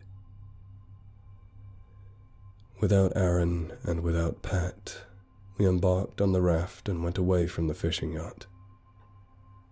We paddled when we could, tried to drift back, but we were lost, out in the open ocean. One bite from Bruce or even the other two, and we were good as dead. Kyle's phone had died. Mine was very close. I guess being stranded meant not needing social media. I looked at Kyle. He was practically a skeleton, dying. We both knew it, but he didn't say anything. He began to cry, though. "It was me. I was the one who ate the food. I killed them. I did this." I stared at him, too tired to respond. "I'm a bad person. I used others to get where I was, and I allowed others to take the fall. I have no excuse. I'm sorry." He stood up. "I'm fucking sorry." I was too. Sorry to everyone. Sorry to Aaron's family, who will never find their son. If they did, he wouldn't look human. A son who was a victim of cannibalism. I'm sorry to Jamie, who wanted to marry Aaron so bad and will never be able to. And the future kids they could have made, but who will never be. I'm sorry to Pat's family. They will never find their son. If he survived, he would be broken. Broken for killing his friend and for attacking another. I'm sorry that Megan will live by herself, surviving her own loss. I'm sorry for Naomi that I wasn't better for her, that I allowed this to happen, that I didn't better prepare. I'm sorry for Kyle, too. Sure, he didn't always treat women the best, nor was he going to change the world in any significant manner. But he wasn't a bad man. He wasn't evil. Just lost. As lost as we are now. I looked at Kyle. "Kyle, you aren't bad. We all make mistakes. This wasn't your fault." Kyle put the cigarette in the middle of the raft. "Light one for me, will you?" I did. He puffed it. "You never smoked." I nodded. "It's bad for you." His hand dragged in the water. We sat in silence. He enjoyed his cigarette.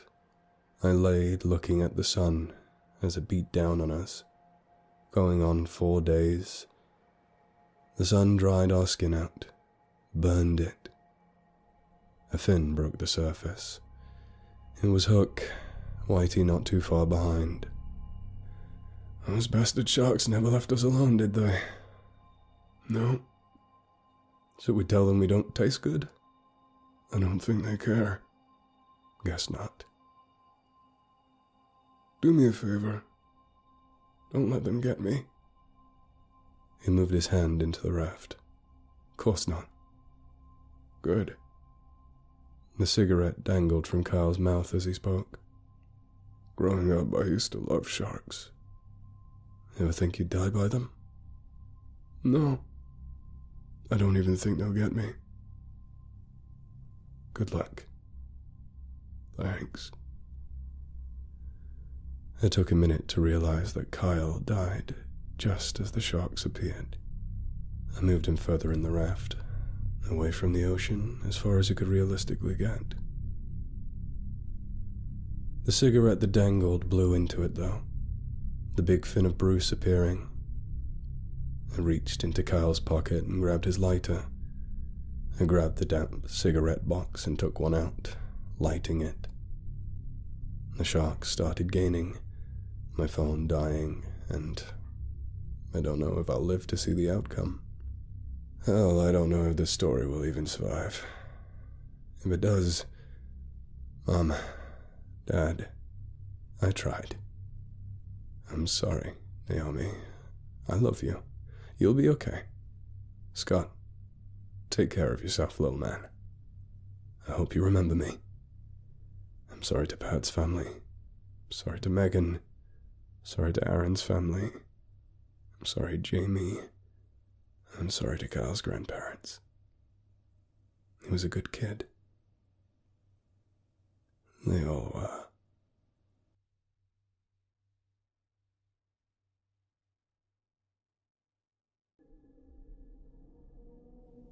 Zoomorphosis by D. Compton Ambrose. December 1st, 2025, Henderson, Nevada. It was a week before that one moron stole military equipment and launched lone wolf attacks on Areas 23 and 14 in southeastern Nevada. Supposedly it was because the nut thought they were hiding alien technology in the far more famous Area 51, or so Richard had come to understand. Before that incident, of course, Richard thought the guy was completely and teetotally insane. Not a shred of reason remained in the dude's noggin. That is, until the outbreak. Richard was a recovering alcoholic. His wife had left him, Grace, and his family, including his nursing home-ridden father, Eustace, would not even talk to him. So far he'd met some interesting folk in the halfway house, and his new medications were superb. Amelia spit out her coffee. "The milk's spoiled." "There's a drinks machine out back," Bill said. The doctor seemed shocked and immediately stood up. "That's not good. I'll let someone know," she said as she exited the smoking section. Stanley shook his head. "Too much coffee." Richard held up a hand. "I know some jokes. Know how to make people laugh without make you feel better." Amelia was clearly not having a good day. She'd been in a bad mood since she woke up and the sun was already going down. She simply shrugged. "So, here's a funny story," said Richard after pondering for a moment. "So, I get blackout drunk one night and decided, hey, I'm going to trim the hedges." Stanley chuckled a little bit. "I've heard this one." "It's 3 o'clock in the morning." This got a smile out of Amelia. "So I trimmed the hedges. Next day, I get up and come to find out I didn't just trim the hedges, but I cut them all the way down. All the way." Amelia was snickering a little bit, and Stanley was caterwauling. "And it wasn't just my hedges, but apparently I'd crossed the property line and cut down the neighbors too." Amelia laughed. Stanley laughed harder. "So I went over and confessed, and the guy looks out his door, nods, and says, 'Looks good.'" Stanley was howling, and the counselor he'd been talking with about his ex-wife was now hollering as well. All of them were laughing their guts out. It was one of Richard's strengths in life. He always knew, somehow, the way to always bring a smile to someone's face. December 8th, 2025, Henderson, Nevada. Richard got out the next day and, as expected, went back to his usual civilian job at the local Air Force base in Mercury. The next week went by as usual. He'd get up, have coffee, drive to work, deal with the fix of the day, and go home. He repeated this process, as was expected, until the attack on December 7th, 2025. Even that day was usual. He went in, proceeded in lockdown protocols, attending the briefing, and went home. Easy peasy. It was the next morning that spelled a rude awakening. He was awoken 10 minutes before his alarm by an incoming call. Richard rolled over, groggily answered, listening to his supervisor, acknowledged, and hung up the phone. As he lay there in bed, it began to dawn on him what an eventful day he was going to have. Richard skipped coffee that morning and went straight to the whiskey, pouring himself a glass.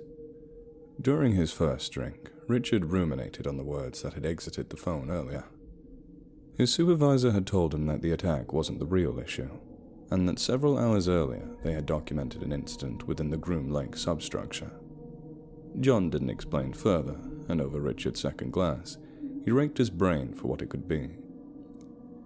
He'd mentioned a black project, something way above his security clearance and climate change. Richard made the logical connection and suggested that it must have had something to do with attempting to reverse the process. Something had gone wrong. Richard downed his third and fourth glasses quickly, but still felt the anxiety gripping at him from all angles. He'd been nearly 4 years sober, but today was different. John had told him to pack his things and get out of town, spend a night in Vegas, and then leave the state. He'd moved to Hendersonville to get away from his gambling and other addictions. Richard had even managed to quit smoking. But the one that had followed him here in the end was, of course, the spirits. But the more he thought about what could possibly spark an evacuation of such magnitude, a state over 3 million continued to send goosebumps rippling across his skin. There were no kids on the streets, and an eerie silence hung over the housing development. Regardless of the implications of the present set of circumstances, he wanted to check on his friends, William and Vicky, who lived on the opposite side of the development. Richard packed food for the week, clothes and some items of value, toiletries and a shotgun he kept under his bed. He put that last item in the trunk. Richard came to find out over the radio as he cruised through the neighborhood in his Audi that just a few hours ago, the United Nations and NATO declared a nationwide blackout in North Africa. And now this. Whatever this was. 2 hours later, same day, Henderson, Nevada. Will had just begun to dig into his pork chop when he noticed something odd about it. He'd taken one bite, and meanwhile Vicky was tearing into hers with ardent fervor. He did a double take between his and hers, and immediately spat out his contents on the floor. Vicky reacted with disgust and horror. What the hell is your problem, William? It's moving! She looked down at her own half-eaten meal and immediately saw the same thing. Vicky began to gag and vomit the contents across the table uncontrollably. Within the regurgitation, she saw hundreds of squirming worm-like organisms, and the stakes immediately came to a form of horrific life of their own. As William stood rigid beside the table in stupefied terror, he realized that his wife of 12 years was dead.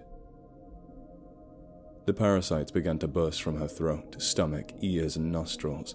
They arrived into harmony with one another, and her features began to contort as the worms fused together to form a new layer of tissue around her face and torso.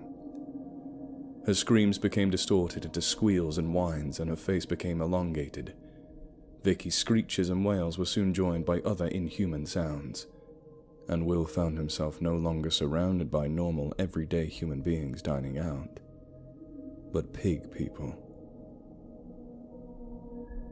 30 minutes earlier, Henderson, Nevada, same day. Richard drove for over an hour after finding them not home, and tried asking around, but nobody was home. Those that were home refused to answer the door. Then he remembered it was their anniversary today. They were completely unaware of the attack when he called them last night, and sounded incredibly inebriated. He deduced that they probably had no idea on Earth that something was wrong. He was on his way back when he heard that a quarantine was being put into effect early. Why, John? Why won't you tell me what the precise fuck is going on here? John told him that Ricky's barbecue had become ground zero for a potential bioterrorist attack on the US soil, and that the whole town and surrounding area, including the Nevada test site and his job at Mercury, was being shut down. Shut down? What the hell do you mean shut down? Are you saying that I'm out of a job now too? I'll explain everything when you get home. But Richard was furiously turning the corner into his street as he said this. What? When I get... He dropped the phone onto the floorboard when his eyes saw a convoy of military vehicles and black SUVs spilling out of the driveway of a house that was being ardently searched. The driveway was Richard's. 12:49 p.m. Same day. Henderson, Nevada. That's about all we know. John finished. It took a good 20 minutes to calm Richard down and explain the procedure. But John only had 10 minutes of expose to go over. So, you don't know anything about what happened at the barbecue place that killed my friends? John exchanged an uncomfortable glance with the CIA agent to his right. He spoke. We're still not entirely sure, but we have a theory. Richard spread his hands. It certainly seems like we haven't got all day, he said with a sardonic chuckle. First of all, rest assured you still have a job, so long as we get out of this alive. Second, we think the chemicals we've been putting into the atmosphere to counteract the effects of climate change upon the biosphere may have glitched out. With the data we collected, we believe within the next 100 years, whatever animal and plant life is left will have adapted to be completely hostile to any and all forms of human civilization and humanity itself. A reactive adaptation, the agent said. Richard pointed at the man. Who's this? Pete? The man said behind him. Another agent. Pete turned and glared at him, and the younger man appeared fearful. And who the fuck is that, Pete? John stammered, visibly perturbed. You're about as useful as an ashtray on a motorcycle, you know that? Richard continued. Okay, enough. We know that you're angry, but we gotta get the hit. John was interrupted by a loud crash and what sounded like an Olympic athlete running full sprint. Richard heard someone yell and say something about a contact, but caught only a glimpse of what looked like a velociraptor. What the fuck? Was all that he could muster before gunfire erupted outside, followed by screams. The first volley of gunfire was interrupted by another. Then there were screams as the military vehicles and SUVs began to peel out. Someone yelled, "There's a whole pack!" Richard's eyes darted around. Pack? Of what? Before he could finish, John grabbed him and pulled him to the ground as the window and walling around it caved in and a gigantic 7-foot balloon lizard creature tackled and pounced upon Pete, grabbing Repeat and slinging him into pieces like a ragdoll caught in a lawnmower, showering the room with his innards and blood. Richard wrenched free of John and darted out of the door to see a trio of abominations feasting upon the soldiers that remained. A fourth lay dead, surrounded by human bodies. Richard yanked John into a crouching position behind an APC so that they could be out of sight. Rick, what the hell are you doing? I've got a shotgun in my trunk. He looked over at the Audi, which was 3 vehicles away. If we can use these vehicles for cover in his armor, we can make it. But we have to go. He was interrupted again. The Raboon leaped atop one of the vehicles, staring straight down at him, its talons tearing into the bulletproof Kevlar like tissue paper. He was face to face with a creature that should not exist for at least another millennium. The noises that bellowed forth from its guts sounded like a cross between a horse and a jackal, slinging thick ropes of drool and saliva across the pavement. Now! They took off without a second to waste, but John fell behind. No! Wait! No! He grabbed him by his ankles and threw him across the yard, followed by a gut-curdling scream. It looked like John had broken several bones. Others descended upon him. He was dead. Richard raced over to his car and slammed the trunk open, grabbing his shotgun just in time to blast half of a beast's face off. Another one was immobilized by a shotgun shell to the legs. As he was about to get into his car, the remaining one slammed into it like a semi, flipping the vehicle on its side. It leapt atop the Audi, screaming. Before it could pounce, it was taken out by a hail of gunfire.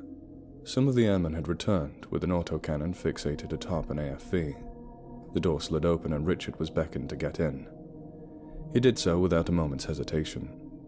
As the armored vehicle sped away, the cannon tore into the remaining creatures, but they were soon joined by what looked like a swarm. No, a wave.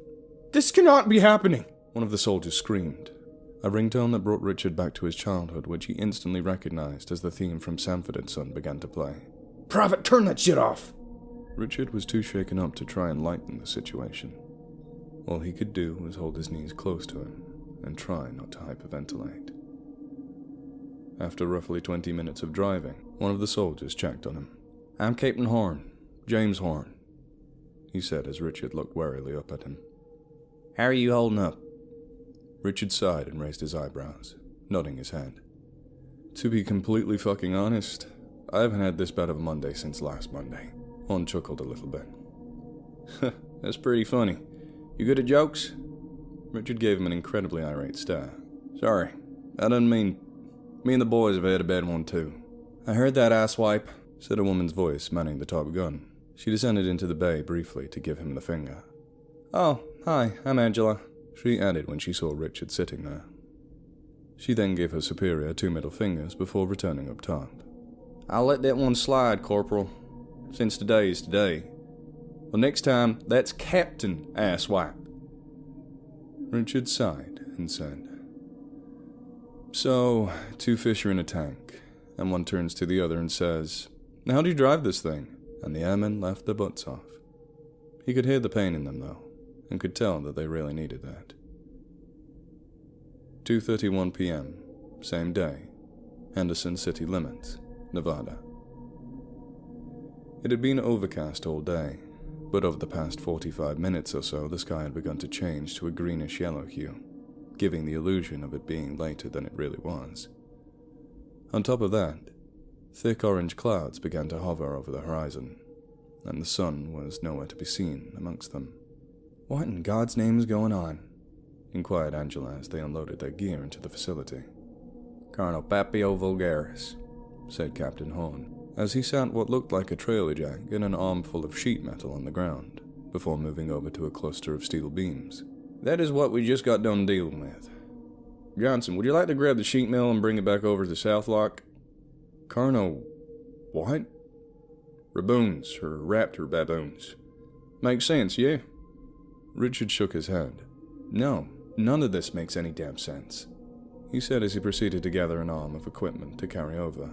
Well, Dougal Dixon, he began again, as he followed Richard over to the base, was a Scottish geologist and speculative geologist who was active in the 1980s and 1990s, and whatever the hell the government was getting up to in Area 51 has proven him largely correct. So you don't know what the hell's going on either, do you? That's what you're saying, asked a winded Richard as he sat down with the transmitter kit. What I'm saying is, this guy knew his shit. Not me, he replied as he turned back to the others and ushered them onward. Hurry the fuck up. I don't want to see another one of those damn things for as long as I live. 3:57 p.m., same day, Henderson city limits, Nevada. What I'm saying is, this guy knew his shit. Not me.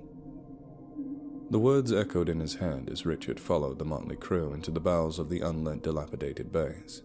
This emergency lighting has got to go, said Johnson. Yeah, we just spent 2.5 hours setting up the defenses so that only we, us humans, could get in. Only to get into a fucking dark, dreary asshole of a place. Secure that shit, Romero, barked Horn. I need to be able to think clearly. He turned to Angela. Field, Johnson, you two go down to the sub-levels and get the breaker box working. Romero, Nixon, you two are on me. You might want to go keep them two company with your shotgun, Richard. Before he could reply, the captain and his duo had disappeared down the hall at a brisk pace. Obviously, they were counting on company. 4:26 p.m., same day, Henderson city limits, Nevada. After about 20 minutes of searching the catacombs, they found the power center. Richard was close enough to hear the voices amongst the static, emanating from Field's walking. He heard him say that they needed the power from the interior to fuel the exterior systems, so that they could detect incoming life forms and radio for evacuation. Yes, sir, she said. Another silence as he spoke inaudibly. Yep, Captain, I see it, she said as her flashlight beamed over several switches. one red and one green. I see them, she replied, as her beam revealed 2 buttons of corresponding colors beneath the switches. He heard him say flip the green switch, and she did. The breaker box flew open. Yes, sir, she said, and flipped a few breakers. The power to the room flipped on. Richard then heard the captain say that in order to flip the other breakers, she would need to flip the remaining switch and push the buttons in the correct order. Red switch, red button, green button, she inquired. Horn corrected her. Green button, red switch, red button. Got it. She looked back to the others, nodded, and went to work. A moment of hesitation followed her throwing the red switch. She hovered over the button. Push the red button. She did. The entire floor was illuminated, including the lengthy corridor behind them. They found that it was not empty. An ant the size of a large dog stood almost halfway down its length, its antennae fidgeting and twitching. What the? Shh, hissed Field. Its sensory organs are based on vibrations in the air density. Johnson looked around nervously. It means we can't move? No, we have to be quiet, she rasped. Its mandibles quivered, and it looked in Johnson's direction, their faces reflected in its large, wet, black lids for eyes. This sucks. If Monday had a face, I'd punch it, Richard replied. Meanwhile, in operations, the trio were hard at work trying to find an optional source of power. If we don't find a way to get this base online as soon as possible and get evac, we're fucked, yelled Nixon. Tell me something I don't know, replied Romero. Hopefully we'll get a signal and contact someone over at Groom Lake when we get power. Hopefully? Look, Nixon, I'm Captain Horn, not Captain America. Captain Asshat? Horn threw his walkie at Romero, and then sighed. I need that back, thank you. 4:42 p.m. Same day, same place. Everyone stood motionless, scanning the room. There were stains on the walls, and moss grew plenty. Among the pipes and machinery, they saw no way out, until Field spied a small metal door about 6 feet high in the far wall. Right as she was about to point, her radio buzzed to life. Corporal, this is Captain. Before any further words could be heard, the ant opened its maw, revealing rows upon rows of razor-sharp fangs, and a deafening noise akin to a scraping and circular saws replaced all the sound in the room. The trio covered their ears in agony, before looking up to see the creature was joined by dozens of her kin, spilling forth from every nook and cranny and swarming towards them in a living wave of red and black. Move! They ran to the door as Richard blew 2 of them away with his shotgun. It was too heavy for 2 people to move alone, so he had to join them, and, together, the trio put all their weight to pry the door from its threshold. One of the ants leaped upon Johnson, tearing his leg off, and the other 2 were thrown into it. The door swung open, the opposite direction, while Field and Richard were sent hurtling through into the stairwell. Up the stairs, now! Johnson! But there was no time. They hurried up those stairs so fast that they were halfway up in a matter of seconds, but it was still too slow. One of the mandibles caught Richard's ankle, digging into it. He screamed and fired his last round into the creature's face, and limped the rest of the way up. As they struggled to close the door up top, the giant bugs managed to slam into it, their antennae sticking through the crack, and the smashing of mandibles and drool so powerful it sounded like construction equipment, which even after they got the door closed continued to leave sledgehammer-like dents in the metal. Field sighed, but knew there was no time to waste as the captain buzzed them. The hell was that? You didn't lead them up here, did you? Johnson's dead!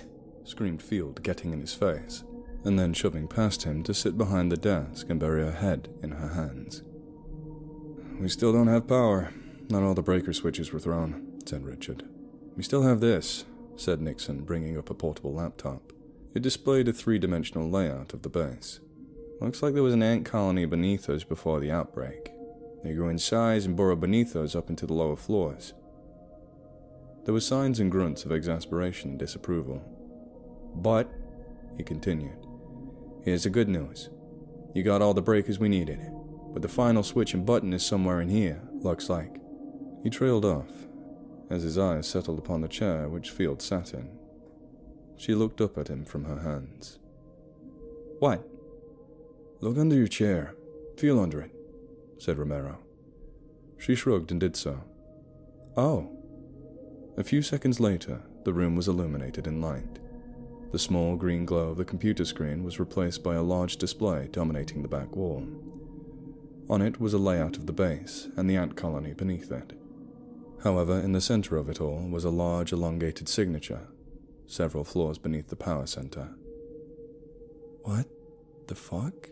The people at Area 51 had a network of tunnels connecting all the bases within a 150 square mile radius. They were studying marine life for their use in the US Navy Marine Mammal Program, such as with bottlenose dolphins and California sea lions. They wanted to add the giant squid to the roster, which isn't a mammal, but still. For the longest time, no one spoke a word. "We're so fucked," stated Romeo. "We won't survive if we don't find a way to secure the sublevels. Do we have any napalm or nerve gas?" Nixon reached for his stun grenades. "I have these, and the armory has a whole supply of napalm, nerve gas, and militarized quick read if we get down there." Captain Horn explained, scanning the blueprints. "It's on the same level as where we just were, looks like, with a swarm of ants which your pet squid project just let in. Don't blame this on me. I still don't know what the fuck is going on more than any of us." "That's too big to be a fucking squid," said Richard. "You got your shotgun?" asked Field, standing up. "Yeah, why?" "Because it's me, you, and the captain. Sir." Horn sighed, pursed his lips, and nodded vehemently. "Let's get this over and fucking done with," said Richard, as he racked his shotgun. 5:19, same day, same place. Romero and Nixon stayed behind to observe the trio's progress through the surveillance cameras. Most of the screens were too dark to make out, and if it weren't for the blueprints they had, they would have no idea what they were looking at, let alone what the cameras were. Romero jumped slightly as Field shot dead one of the ants with a surprise handgun, delivering one final round when it decided to twitch before dying. "You think we see more types of insects by now?" said Nixon. "I wonder if they're already here and we just haven't seen them yet," Romero replied. Nixon gave him a look like he just made a dead baby joke. As if on cue, something lightweight but metal clattered to the floor from somewhere elevated, giving them both a fairly obvious start. Romero cocked his handgun. "I'm gonna go check that out. I'll hang back and check them on it." But before he could say any more, he noticed a ghostly white human face staring back at him from the left-hand row of monitors. Only, it wasn't human. As the damaged light flickered behind it, its silhouette was revealed as hairy and hunched over. It had noticeable feline and canine attributes, with some meerkat and rodent traits. Its most striking feature wasn't revealed until it stepped into the light, however. "Captain, you got some of those monkey dog things heading your way," Nixon said through the radio, but before he could say any more, he was interrupted by Romero screaming, and a flood of hundreds of rippling legs. A centipede the size of a large man had dropped from the ceiling, risen from the floor and encircled Nixon like a boa constrictor. Romero screamed again, firing his gun, but before he managed to shoot the beast dead, Nixon had met the same fate himself. No, Bob! 5:37 p.m. Same day, same time. Nixon! Silence. Sergeant Robert Nixon, come in. Do you read? And nothing replied once more. "Today really needs to chill out with all this Monday crap," said Richard. Everybody keep your guard up. Nick said something about one of those primates being nearby before we lost touch, said Horn. Richard responded with a simple sigh as they moved deeper and deeper into the complex. As they descended deeper, the trio began to experience disorganized thoughts and delusions. "What the hell?" Field turned to Richard as he said this. What's wrong?" Richard was taken aback by her sudden hysteria and expression. "What do you mean? I was talking about..." She brought up her gun, aiming at him. "What the fuck? Get down!" she said before firing right over his shoulder into the wall. Horn looked terrified. "What the fuck is going on here?" Richard explained the voices, telling him his thoughts were not his own, and Field explained what she saw. "It was there. I saw it." "A ghost?" She nodded, but agreed that something was outputting some sort of derangement frequency. "Like a wavelength? Some kind of wavelength put out by some form of organism designed to explicitly target higher cognitive brain function in the large prefrontal cortex. she explained, her logic kicking on. But, she winced, I can almost feel it. They agreed to report back to Horn, who was seemingly unaffected. Eventually they came to a point in the facility where the structure caved into an opening leading underground. A thick stench of decay wafted up from the hole. An eye-watering and pungent fume followed. This must be where they're coming from. Goes all the way down to the water table. We need to... Before Horn can finish, he experienced a PTSD flashback and collapsed on the floor, screaming and convulsing in agony. Field screamed for Richard to help him with her, and he soon began to foam at the mouth, the milky white fluid spilling over his face. Hurry! She urged Richard, who fumbled with the first aid kit, swearing the entire time. But before she could administer the injection, an orange-red tentacle the width of the hallway erupted from the depths of the hole and snapped out at them. Richard was launched against the wall, breaking his leg, and Field was knocked aside. The convulsing and incapacitated Horn was unable to do anything. He could only move his eyes and look around as the gigantic limb enveloped him and yanked him into the darkness. The ground below Richard and Angela gave away. They rolled and fell down a steep hill into a gigantic cavern. Richard finally came to a stop next to a large white boulder after what felt like hours of tumbling, somersaulting, and vaulting by sheer momentum. Only the boulder began to undulate and squirm, and that is when Richard realized how screwed they were. They were inside of an ant nest and surrounded by larvae and soldiers. It didn't take Richard long to notice this, for he didn't have to look far to see the queen ant. Her swollen abdomen dominated the chamber room, and he could say or do nothing but advise Field to stand and stay still as they fixated upon her. "We need to be careful," he whispered as quietly as possible. "Just stay perfectly still and quiet," he urged. "But the captain has the detonator," she replied. "Exactly."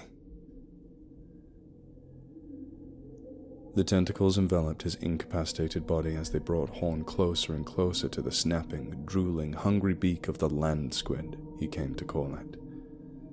Horn's arms and legs were completely immobilized as the gnashing maw hovered just mere inches away from his head, snapping and gnawing at the thin air. Horn knew it was now or never, and he used the last, mustered the utmost of what remained of his strength to press the detonator right as he was raised into the creature's bone-crushing beak. The jagged edges of the mandibles bit down upon his pelvis as he felt his thumb pressing against the button. Through tears and grinding teeth, Horn looked dead into the beast's single visible, room-sized eye and said, "Checkmate." Horn released the button. Just as Richard had suspected, the deafening booms from above initiated a cascade of earth, rock, and debris. The monstrous insects scurried into a frenzy, gathering their young and injured in their jaws and hurrying out of the way of the falling boulders. Richard and Field had to act quickly. They made their way with a quick sprint to the collapsing hill, which had begun to fall away to a more even slope. Although it was smooth enough to walk up, they found themselves dodging minivan-sized rocks hurtling at them at almost blinding speed. And even though they managed to just barely make it to the top, a platoon of monkeys and a raboon were waiting for them. The towering 7-foot monstrosity tore through one of the ants, and then turned their attention to the humans before them. Then Field did something that turned Richard's blood to ice. She jumped on the raboon, pulling her weight and the beast down into the ravine below. "Go! Get out of here! Now!" Richard screamed something, but it was about all he could do, because the cat monkeys were upon him. He made it back into the complex, slamming the door behind him. 6:41 p.m. Same day, same place. Romero could hear something. He knew what it was. The thing Nixon saw on the feed was getting closer. Each time he saw it, it was peering into the camera a bit closer to his position. Every 10 minutes or so he saw it closer and closer. And now he could hear it outside. He was trying desperately to reach Horn. "Captain, come in! I repeat, come in! Over!" Still, nothing. He decided, as the scratching and gnawing and growling grew louder and more frantic with each passing second, to try something more drastic. The Sanford & Son ringtone reverberated throughout the complex and was immediately followed by a deafening beating, scraping, and slamming. They knew where he was, and judging by how the door bowed and bent with each strike, he had about 10 minutes before the monsters came cascading into the small room he had been previously hiding in. And now, he would die in. He answered the phone. "What the fuck do you want?" Look, I don't know. I guess I wanted to hear a human voice one more time before I died, because they found me too. Richard sighed, no longer flinching at the vacuous thrashing of the beasts outside. Well, I guess that's fair. He agreed, and another moment of silence passed as they contemplated their respective situations. Want to hear a funny story? He blurted out almost without thinking. Yeah. More beating, screaming and thrashing. One day my boss told me to hit the pavement and go looking for another job. Back in the day, you could throw down an app, and if they needed you, they'd hire you on the spot.